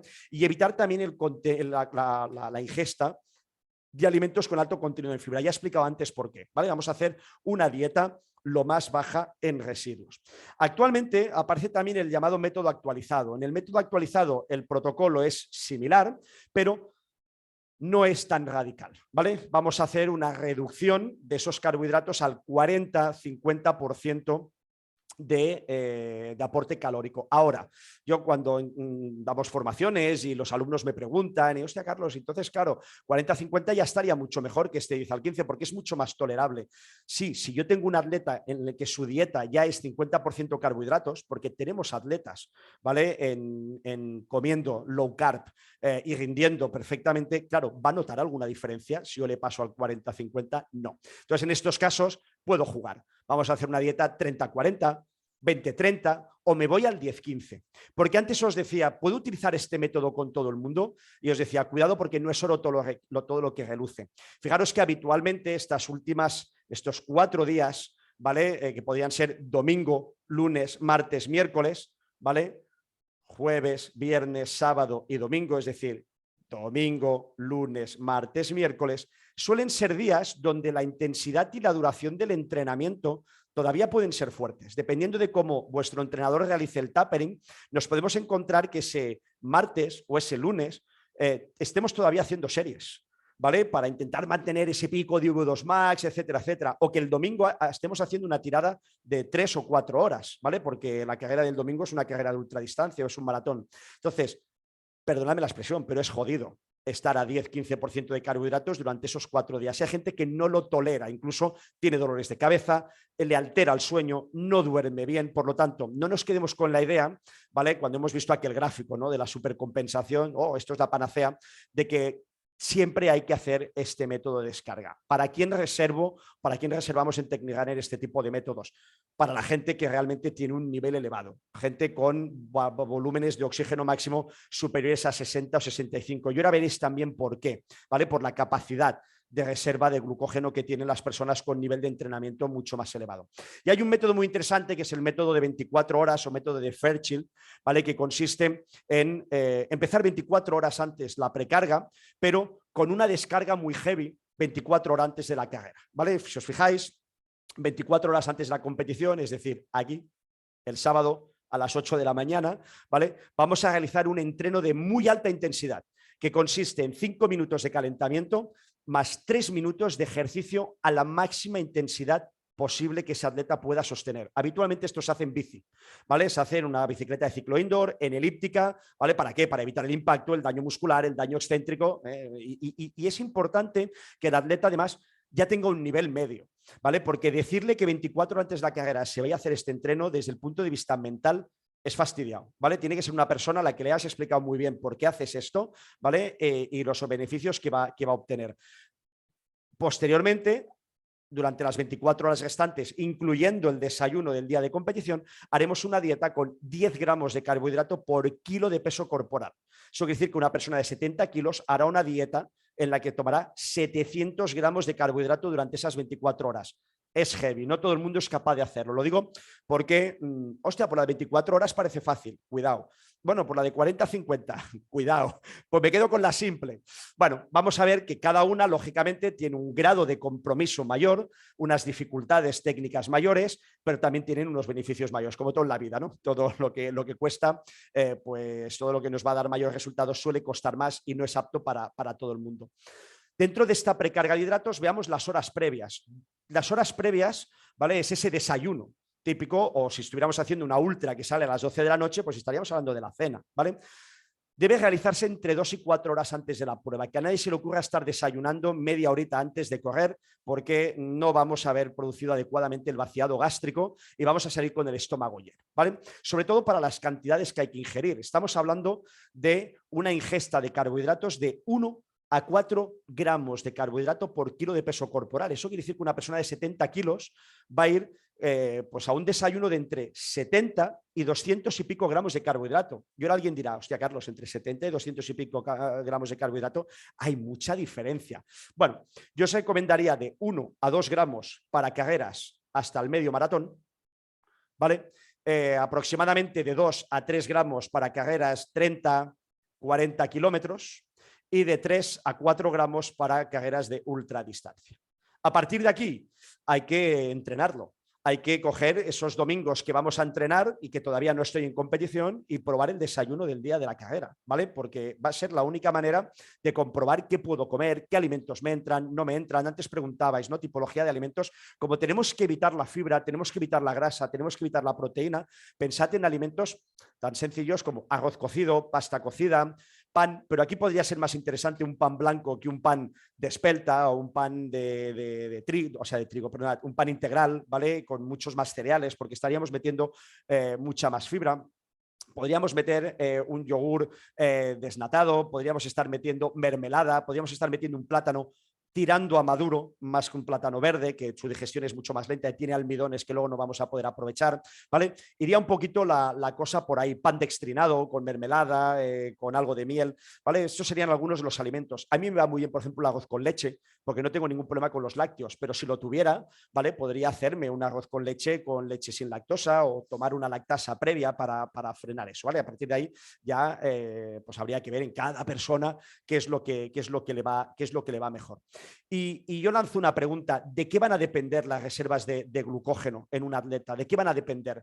Todos los que me estáis escuchando ahora, si hacéis la misma precarga de hidratos, ¿vais a guardar la misma cantidad de glucógeno muscular? La respuesta es no, ¿vale? ¿De qué dependen las reservas de glucógeno? Pues de 4 puntos importantes. Por un lado, la dieta, que parece a priori ser el principal factor para optimizar la cantidad de glucógeno en las fibras musculares. Esa dieta previa, ¿vale? Va a ser clave.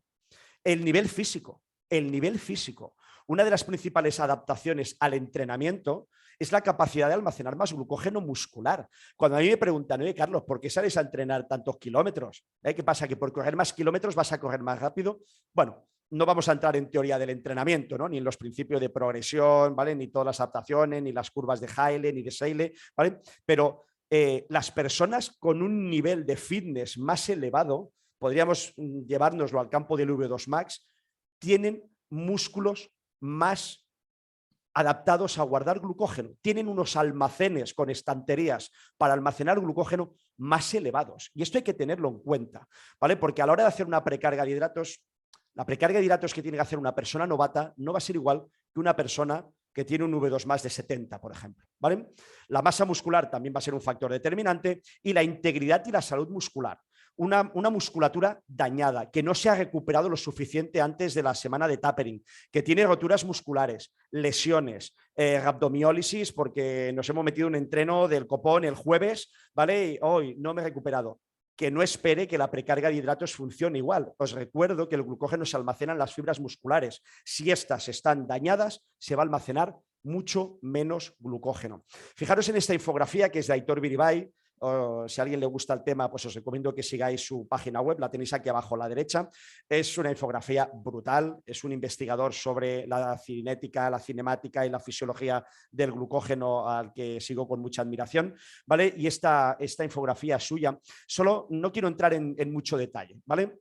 De hecho, la había quitado inicialmente del webinar y la he vuelto a poner 5 minutos antes de empezar porque creo que es interesante. Fijaros la capacidad de almacenar glucógeno, ¿vale? En unidades de glucosilo, medidas en una biopsia, en vasto lateral, en diferentes atletas, depende de su VO2 max. Por lo tanto, la misma dieta en una persona que tiene un 70, ¿vale? 70 mililitros kilo minuto de VO2 max, no va a ser la misma, perdonad, no va a ser la misma que la de una persona que tiene un VO2 más de 40. Por lo tanto, cuando decidimos qué voy a hacer, qué precarga voy a hacer, la voy a hacer simple, no la voy a hacer simple, etcétera, etcétera, hay que tener en cuenta esto. Nosotros cuando yo tengo que preparar la precarga de un atleta, no la preparo igual para un atleta que me tiene 65, 70 o 75 de V2 Max y que sé que aspira a estar en ese top 5, en ese top 10, si todo va bien, ¿vale? Que en un atleta que empieza y que todavía tiene unos niveles de V2 Max bajitos, ¿vale? Que fijaros que además se compara, ¿no? Si la dieta es baja en carbohidratos, media o alta, podéis ver la capacidad de reserva, ¿vale? En función del nivel. Por lo tanto, lo que decíamos en esta diapositiva anterior, el nivel físico es determinante a la hora de almacenar glucógeno. Vamos a la ingesta de carbohidratos durante la competición. Durante la competición vamos a depender de la duración del ejercicio.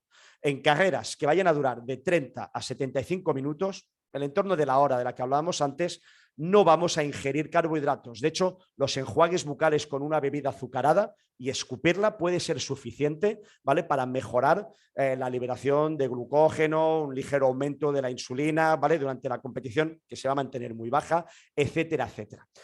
Para carreras de 1 a 2 horas, ya vamos a tener que aportar un promedio de 30 gramos de carbohidrato por hora, desde la primera hora, ¿vale? No cuando llevo 2 horas, desde la primera hora hay que empezar a ingerir estos carbohidratos. ¿Y qué tipo de carbohidratos?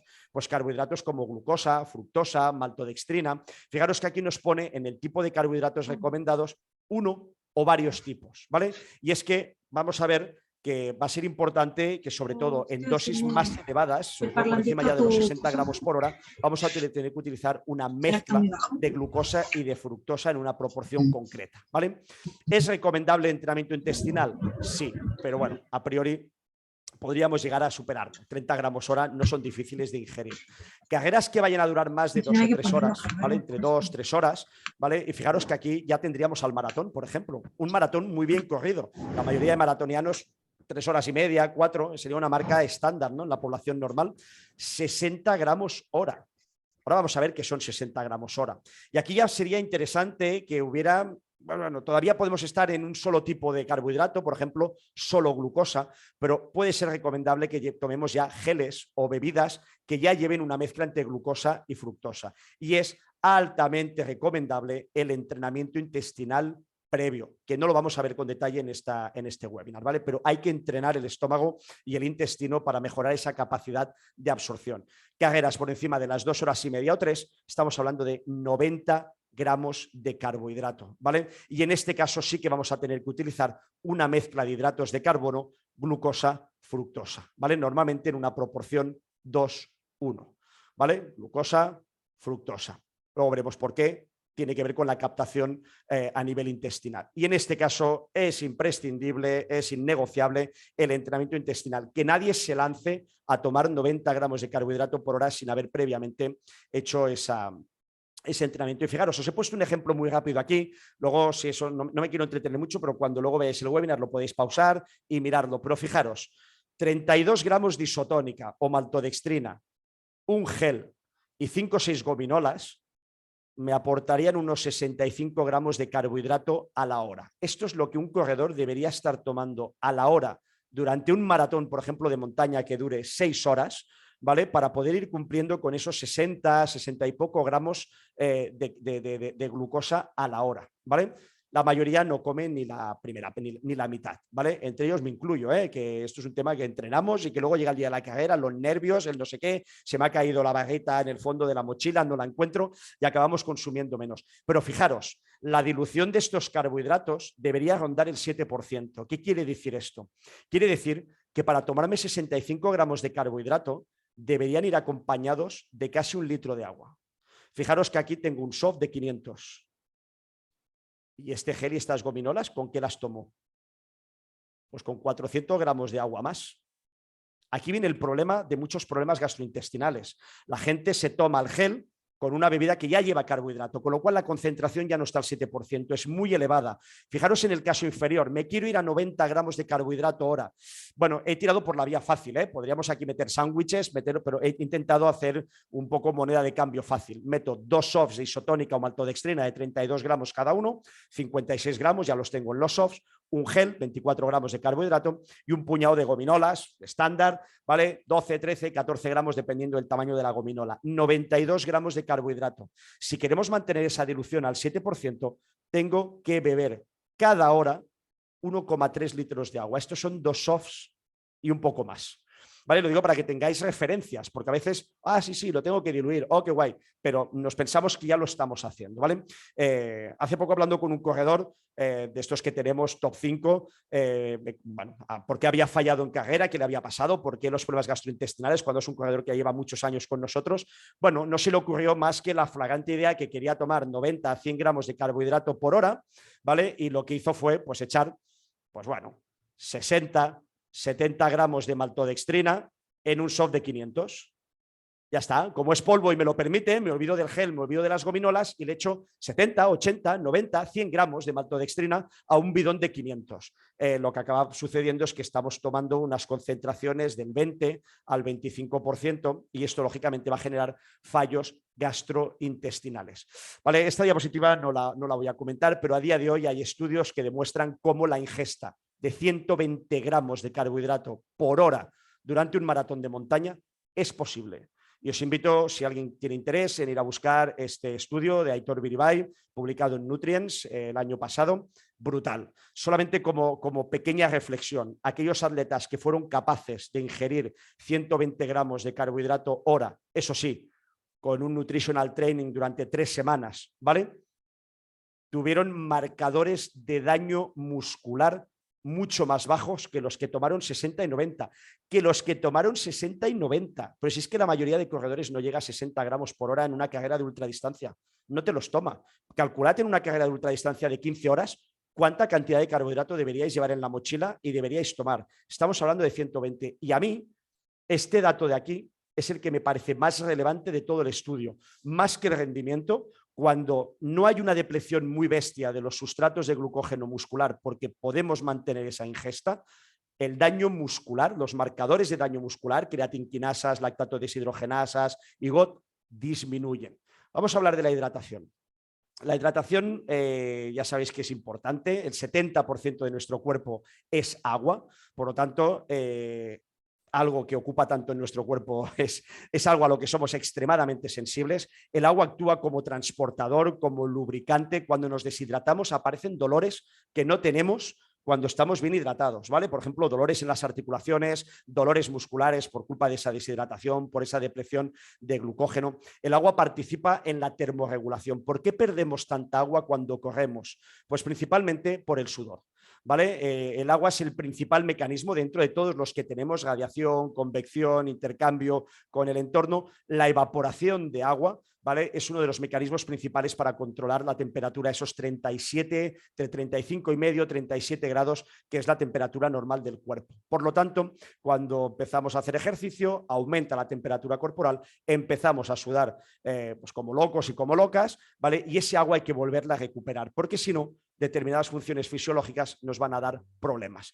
Punto 3, que va a ir ligado con el 2, por eso parecen cortos, pero veréis que ahora tienen su tela. El equilibrio electrolítico. Cuando sudamos, ¿vale? También perdemos electrolitos. ¿Y los electrolitos qué son? Son minerales que están presentes en la sangre y en otros líquidos corporales, cargados de una carga eléctrica. Son todos estos que veis aquí, los clásicos, ¿vale? Sodio, cloruros, zinc, potasio, el famoso hierro de las anemias, cobre, ¿vale? Manganeso, etcétera, etcétera. Vamos a centrarnos en uno, porque todos los demás podríamos hablar largo y tendido de ellos, pero los electrolitos cumplen funciones vitales en el cuerpo. Todo y que los clasificamos siempre desde el punto de vista nutricional en los micronutrientes, parece que sean poco importantes, en realidad su ausencia o su carencia nos van a generar problemas importantes, ¿vale? Los electrolitos entran en la activación muscular, en la bomba de sodio-potasio, en el sistema de acoplamiento, excitabilidad, contracción del miocito, entran en todo el intercambio celular de fluidos. Por lo tanto, cuando alguno de ellos decae, vamos a tener problemas. Vamos a hablar principalmente del sodio y de la deshidratación. Pensad que un corredor puede perder aproximadamente entre un 2 y un 3% de su peso corporal por hora de carrera. Es una barbaridad, ¿eh? Es una barbaridad. El 2% de su peso corporal quiere decir que un corredor de 70 kilos puede perder 1,4 kg por hora de carrera si no hace nada, ¿vale? Lógicamente esto va a estar supeditado al calor, al frío, etcétera, etcétera. Una pérdida del 2% de peso corporal por deshidratación ya es suficiente para que el rendimiento caiga un 10%. Luego estamos tomando maltodextrina y cafeína y todas estas cosas que en el mejor de los casos van a mejorar nuestro rendimiento un 3, un 4%, pero no bebo.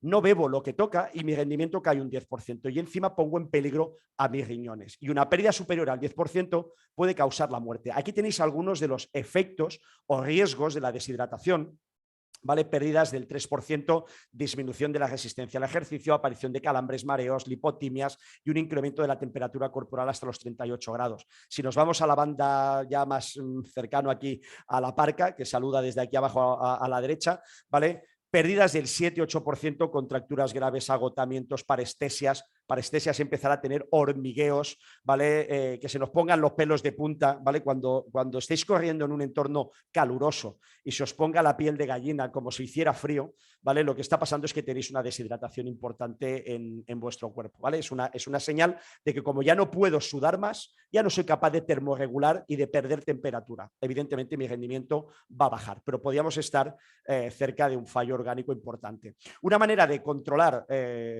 primero, cuando estamos corriendo, si estamos deshidratados van a pasar varias cosas. Nuestro rendimiento va a caer, nuestra capacidad de quemar energía también va a caer, por lo tanto perdemos por todos los lados, pero por ejemplo no vamos a orinar apenas. La mayoría de corredores veréis que os tiráis muchas horas sin orinar, eso es por una vasoconstricción, ¿vale? Que lo que hace nuestro cuerpo es no quiero perder agua ni de la orina, la empiezo a concentrar y gracias a la vasopresina, ¿vale? Que es una hormona, controlo la vasoconstricción para retener hasta la orina, ¿vale? No vamos a sudar, vamos a notar ese piel de gallina de la que hablábamos antes. Una manera de controlar cuando ya he acabado una competición, si he recuperado mis niveles de hidratación previos a la competición, es controlar, por ejemplo, mediante tiras de análisis, ¿vale? Cuál es la densidad de nuestra orina, ¿vale? El agua tiene una densidad aproximada de 1000 kilos metro cúbico, ¿vale? Por lo tanto, cuanto la orina más cerca esté de este valor, señal que tiene mucha agua y pocas sustancias. Cuando nos encontremos valores de orina cercanos a 1030, 1035, que son cosas que podemos medir con las tiras, concretamente este valor amarillo es la de una orina deshidratada, concretamente es de este martes, después de haber corrido un maratón, todos los parámetros correctos, pero la densidad de la orina a 1,35, ¿vale? Por lo tanto, implica que tengo que seguir hidratándome porque no estoy todavía correctamente hidratado. Y vamos a ir acabando ya, ¿vale? Queda ya muy poquito, quedan 3 diapositivas, ¿vale? Viendo cuáles son, hemos visto antes las necesidades de carbohidratos, cuáles son las necesidades de hidratación. Pues bueno, el consenso sobre bebidas de hidratación recomienda beber entre 6 y 8 mililitros de líquido por kilo y hora de actividad. Esto, para que nos hagamos una idea, es entre 500 y 700 mililitros hora, ¿vale? Ahora alguien estará pensando, Carlos, esto no liga con el tema de los carbohidratos que me has explicado antes. Pues es cierto, es que esto es un tema de mínimos. ¿vale? En realidad te hemos dicho que un corredor puede perder 1,4 kg por cada hora de carrera. Por lo tanto, bebiendo 700 mililitros, en realidad no los vamos a recuperar nunca. Asumimos un cierto grado de deshidratación. El problema es que los corredores suelen beber todavía menos de estas cantidades, ¿vale? Un soft mide 500 mililitros, por lo tanto es muy fácil que hagáis un estudio retrospectivo y veáis vosotros cuánto bebéis en carrera. Si quiero irme a 60, 70, 80 gramos de carbohidrato, tengo que subirlo sí o sí. Voy a tener que estar por encima de esto, 800, 900 mililitros, sencillamente porque tengo que mantener esa concentración de carbohidratos de la que hablamos en el punto 2. La concentración de carbohidratos debe mantenerte entre el 6 y el 8% e intentar no superar nunca el 9%. Por lo tanto, si el fabricante de nuestro isostar, de nuestra bebida isotónica, isostar es una marca, ¿vale? De la bebida isotónica que bebáis, nos recomienda diluir 32 gramos en 500 mililitros, no tengáis la tentación de echar 60, porque así tomo más carbohidratos. Si quiero tomar 60 gramos de bebida isotónica, tengo que llevar 2 softs. ¿Vale? Importante. Y vamos a por el sodio, el principal electrolito que se pierde por la sudoración. Deberíamos tomar no menos de 460 miligramos de sodio por litro de bebida y no más, porque nos puede también generar un problema de deshidratación, ¿vale? En este caso, para intentar eliminar ese exceso de sodio, de 1.150 miligramos de sodio por litro. Si lo queréis tener no en referencia por litro, sino en pastillas, de 300 a 500 miligramos de sodio por hora. ¿Vale? Pastillas típicas, 226 Hz, Nutrisport, ¿vale? Cualquiera de las pastillas Isostars, ¿vale? Suelen tener 210, 250 miligramos de sodio, pues 2 pastillas por hora, ¿vale? Pero mirad bien la etiqueta. Y la temperatura ideal de los líquidos debería oscilar entre los 10 y los 15 grados. Esto no suele depender de nosotros, nos encontramos los habituallamientos al sol, aquí tenéis un habituallamiento típico de maratón con la clásica mesa de vasitos a la que le está dando el sol, ¿vale? Pero lo ideal sería que esa temperatura, si alguien nos asiste, si alguien nos está habituallando, sea una bebida que esté entre los 10 y los 15 grados, porque las bebidas muy frías, aunque muy apetecibles, enlentecen la absorción. Y las bebidas calientes, lo sabéis de sobras, ¿vale? Pues no las bebemos, no generan palatabilidad y no nos las bebemos, ¿vale? Y ya como resumen, es la última diapositiva, ¿vale? Recordamos, la alimentación precarrera, los días previos, esos 2-3 días antes de la prueba, carga de hidratos de 7 a 10 gramos por kilo de peso corporal y día. Vamos a reducir la ingesta de proteínas a 1,2, 1,6 gramos por kilo y día. Y en el caso de que sea una persona que habitualmente utiliza muy poca sal en las comidas, etcétera, etcétera, podemos hacer una carga de sales minerales. Me iría a las pastillas de antes, ¿vale? 300, 400, 500 miligramos de sodio por día. La gente que tenga una dieta más o menos normal, hoy en día lo raro es que la gente tenga una dieta deficitaria en sodio, a no ser que tenga hipertensión, etcétera, etcétera, no necesita hacer esta precarga de sales. ¿Cuál es el objetivo? Ya lo hemos dicho, aumentar las reservas de glucógeno. Las horas previas, de 2 a 4 horas antes de la prueba, de 1 a 4 gramos de carbohidrato por kilo de peso corporal, ya hemos dicho antes más o menos en función de la carrera donde nos iríamos, de bajo medio índice glucémico, ¿vale? Evitemos la fibra, etcétera, etcétera, y nos podemos ayudar lógicamente de la suplementación. Con comida suele ser difícil. Yo, pues eso, pan, maltodextrina, un pan dextrinado, un arroz con leche, etcétera, etcétera, pero acabamos completando hasta la cantidad deseada, pues eso, una maltodextrina, una bebida isotónica, etcétera, etcétera. Y dentro de la carrera, ¿vale? La hidratación tiene como objetivo restablecer la homeostasis de 600 a 700 mililitros de agua por hora, pero si vamos a tomar dosis de carbohidrato más altas hay que subirlas, ¿vale? De 300 a 500 miligramos de sodio por hora. Si estamos en un entorno caluroso, nos vamos a correr una ultra en el desierto, pues vamos a tener que ir a 800 o 900 miligramos de sodio por hora, y la ingesta de carbohidratos, pues la que veis aquí, ¿no? En 5K, en enjuagues bucales, en una 10K, enjuagues bucales o 30 gramos de hidrato, de 15 a 20 kilómetros estaríamos hablando de esos 30, 40. Fijaros que aquí lo hemos puesto por distancia. Antes hablábamos de tiempo, ¿vale? Ajustadlo en función de qué marca tenéis vosotros en cada una de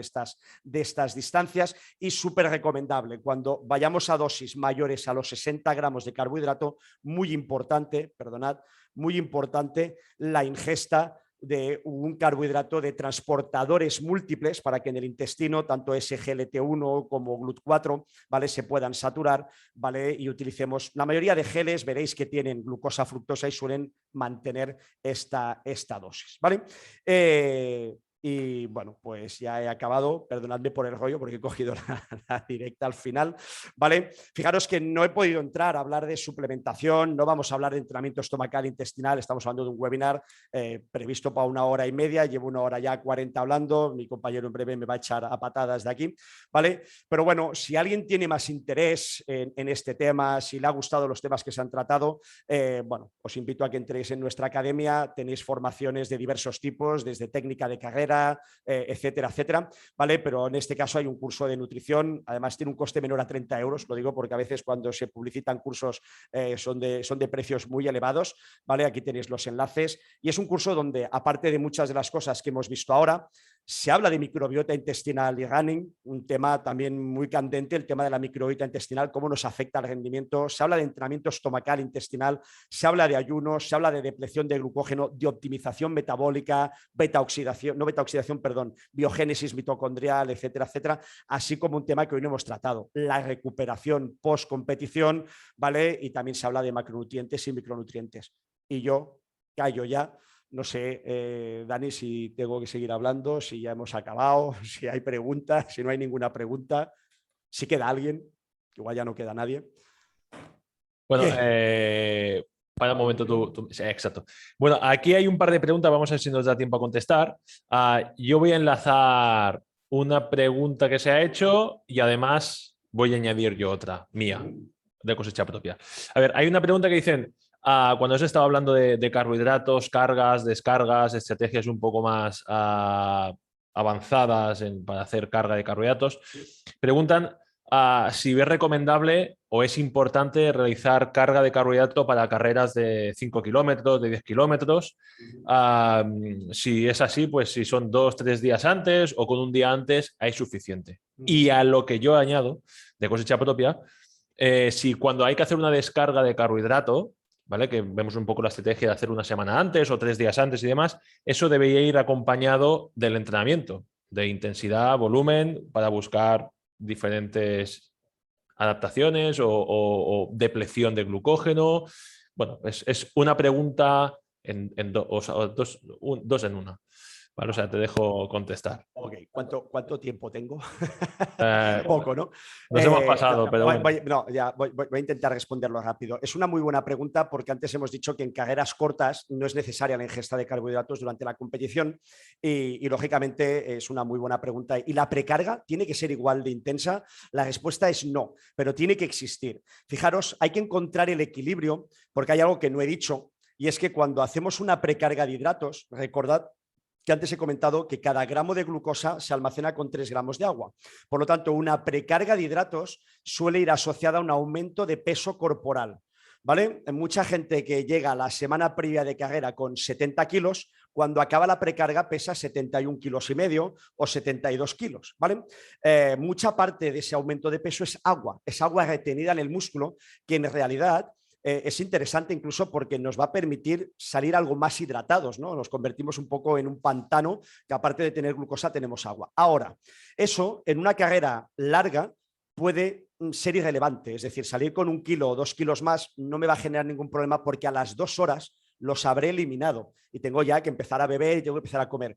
Pero claro, en una carrera de 5K, donde voy a correrla en ¿qué? 16 minutos, 19 minutos, 20 minutos, ¿vale? Tiene sentido ese voy a poder optimizar, salir con 1,5 kilos más de peso, probablemente me va a penalizar más que otra cosa. Yo mi recomendación para una 5K sería hacer una carga simple y no pasarme especialmente, empezar el día anterior y poco más. Es lo que les suelo recomendar yo a mis atletas. Ahora, si fuera un atleta de élite, ¿qué estrategia buscaría? Pues llevarlo mediante la antropometría a un peso mucho más bajo del peso objetivo a la semana previa de carrera, hacerle una precarga potente que me lo dejase en un peso ideal el día de la competición, con lo cual ganaría en las dos cosas. Pero pensad que esto es como los aviones. Los aviones nunca llenan los depósitos enteros de queroseno si tengo que volar de Barcelona a Valencia, ¿vale? Lo van a llenar si tengo que volar de aquí a Nueva York, pero nunca lo llevan lleno porque ese exceso de peso es contraproducente, ¿vale? Hay que llevar el fuel justo y yo para una carrera de 5K o 10K haría una precarga simple de 1 o 2 días y gracias. Y a la pregunta que añadías tú, Dani, que no me acuerdo ya. Ah, sí, habría que ligar, claro que habría que ligarlo con el entrenamiento. De hecho, en el gráfico que comentábamos antes, la descarga de hidratos hay que ligarla muy bien con el entrenamiento. De hecho, desde el punto de vista nutricional, lo que hacemos es minimizar la ingesta de carbohidratos, pero si además estamos haciendo trabajo de intensidad o trabajo de larga duración y de baja intensidad, vamos a ayudar a esa depleción de los sustratos de glucógeno, tanto hepático como muscular, ¿vale? Por lo tanto, lo he dicho, sí que he comentado antes que es muy importante que la estrategia nutricional vaya muy de la mano del programa de entrenamiento y que, bueno, nutricionistas y entrenadores deberían trabajar en conjunto porque es algo que vemos que no suele pasar, que parece que van por libre, cada uno parece que no quiere ceder su parcela, pero claro que debería ir ligado, evidentemente. Vale, aprovecho para hacer otra, ¿vale? Creo que será corta, creo que la iba a contestar yo, pero bueno, que la conteste él, ya que la había sacado. La otra pregunta que no acaba de ver por qué hay que evitar lácteos en personas que a lo mejor no sean alérgicas o que no tengan intolerancia a la lactosa. Vale. El tema de evitar lácteos es una recomendación genérica. Yo, de hecho, he puesto como ejemplo que a mí lo que me sienta muy bien el día de la carrera, el desayuno, 3 horas antes de la competición, es el arroz con leche, ¿vale? Por lo tanto, soy el primero que me salto ese precepto. Es una recomendación genérica porque la leche en general tiene una digestión un poquito más compleja y sabemos que especialmente a partir de los 40, 50 años, cerca de un 70% de la población tiene dificultades para digerir la leche. Llevando un poquito ya a la práctica el tema, sabemos que todas aquellas personas que tengan algún tipo de alergia láctea o intolerancia a la lactosa ya no la van a beber antes de la carrera, sencillamente porque es que ya no la toman durante el año, ¿vale? Pero bueno, es una recomendación genérica como la de la fibra, ¿vale? Al final, como no podemos ir controlando tampoco cada una de las personas y las intolerancias, sobre todo cuando se empieza, por ejemplo, a entrenar con un corredor o no se conoce todavía, es uno de aquellos alimentos que puede dar problemas. Pasa lo mismo con los cítricos, ¿vale? Que los estamos viendo precisamente en esta foto de aquí, ¿vale? Que se ve un corredor cogiendo una naranja, típico de los habituamientos. A mí me sientan tremendamente bien, ayudan a hidratar, tienen muy poquita glucosa para la cantidad que tienes que comer, pero ayudan a hidratar. Pero hay muchos corredores, ¿vale? Hay muchos corredores a los que los cítricos les sientan mal en carrera y no se dan cuenta hasta que pasado mucho tiempo, un día no los toman y se dan cuenta de que eran aquellas naranjas las que les sentaban mal, ¿vale? Por lo tanto, luego ya entraríamos en la casuística personal, ¿vale? Dime, Dani. Vale, ya para acabar, ¿vale? Porque hay algunas preguntas que tenía aquí anotadas y creo que durante la charla que has ido dando, creo que ya has ido contestando. Por ejemplo, Oscar preguntaba ejemplos, tipos o características de la comida, que creo que ya lo has detallado un poco. Mauricio preguntaba un poco, ya le he contestado también un poco por vía chat, pero preguntaba que tiene una carrera de 100 kilómetros en cotas altas, ¿no? Está creo que ponía en los Andes y demás, está a 4.723 metros sobre el nivel del mar. Creo que ya también ha salido algo sobre entrenamiento en altura, condiciones de frío. Yo lo que le he contestado es que en carreras largas lo que hay que hacer es no ver por kilómetros, sino por distancias y lo que va a tardar en cada parcial y demás. Creo que aquí entraríamos ya en analizar una carrera de forma muy precisa, debemos de tener el perfil. Y la última pregunta que creo, bueno, simplemente para que des algún consejo, no vamos a ser cocineros, pero Jimena pregunta ¿qué debería de aportar una barrita energética casera o si sería un buen sustituto de algún tipo de suplementación o barritas comerciales? No sabéis si podías dar algún aporte nutricional de que esto sería interesante que hubiera o añadir alguna cosa. Vale. Bueno, sobre el tema de la carrera de ultradistancia, ya lo has comentado tú, eso ya implicaría un asesoramiento muy personal, ¿no? Así como recomendación rápida, lógicamente, como tú ya le has dicho, que organice la carrera por tiempo y por distancia, ¿vale? Para saber cuánto tiempo, no va a ser lo mismo estar 15 horas que estar 20, eso va a cambiar la estrategia nutricional, que haga entrenamiento intestinal y estomacal previo, porque va a ser imprescindible para una competición de ese tipo, y que entrene la nutrición durante un mes y medio antes, ¿vale? Probando ya los alimentos que va a utilizar en carrera, así de manera genérica, ¿vale? Sobre el tema que me cuentabas de la barrita, bueno, esto es complicado porque ya entramos también en la cocina casera, ¿vale? Y hay verdaderos expertos en gastronomía de competición. ¿Qué debería cumplir una bagueta? Mira, vamos a empezar por lo que no debería tener, ¿vale? Una bagueta o la comida que comamos dentro de la competición deberíamos evitar que tuviera exceso de proteínas, por lo tanto, en carrera no deberíamos tomar baguetas proteicas, de esas que nos venden para después del gimnasio, ¿vale? No tienen su aplicación en carrera, ni baguetas de cereales. ¿Vale? Las famosas barritas de cereales están muy bien, ¿vale? Por ejemplo, en el periodo de recuperación o durante la semana, antes, después, ¿vale? Pero hemos dicho que durante la competición, ya los 3 días antes, en el propio desayuno y durante la competición, hay que evitar grasas, exceso de fibra, porque su digestión es muy lenta y va a ralentizar el vaciado gástrico, y también hay que evitar las proteínas. Por lo tanto, ¿qué debería tener esa barrita? Pues principalmente glucosa de fácil absorción. ¿Con qué la podríamos hacer? Muchas veces vemos recetas en las que vemos eso, ¿no? Desde granolas a cereales con miel, no son lo más ideal para comer durante la carrera. Yo prefiero, por ejemplo, las barritas hechas con arroz cocido, las famosas rice cakes que se consumen mucho en el ciclismo, incluso hay verdaderos chefs de rice cakes o de rice bombs, ¿vale? En el ciclismo, donde incluso cada ciclista lleva sus propias bombas de arroz, llaman bombas de arroz o pasteles de arroz, en los que es un arroz muy cocido al que se le añade algo, muy pequeñita cantidad de aceite de coco, sí, es una grasa, pero va en cantidades muy pequeñas para intentar apelmazar, incluso pueden llevar algo de queso fresco desnatado, pero a la que se le puede añadir azúcar, miel, se le puede añadir mermeladas, incluso se les puede añadir algún fruto seco, que también son de digestión compleja, pero bueno, siempre hay que meter algún dátil, alguna pasa. Orejones, este tipo de fruta deshidratada también nos puede ayudar mucho. Y el membrillo, antes hablaba del membrillo y creo que es un tema muy interesante que se puede llevar en bolsitas zip, se puede incorporar a estas rice cakes y que es astringente, ¿vale? Con lo cual nos puede ayudar bastante de manera natural, sin irte a la química, como comentaba aquí la oyente, pero que no se salten los principios de la grasa, la proteína y la fibra, ¿vale? Bueno, yo creo que hemos contestado bien. Yo creo que si haces una barrita con todo lo que ha aportado Carlos, pues yo creo que tienes para comer tres años seguidos, ¿vale? Y quitas el hambre en el mundo. ¿Vale? O sea que, bueno, en principio, Carlos, ya lo tenemos todo, tenemos ya todas las preguntas contestadas.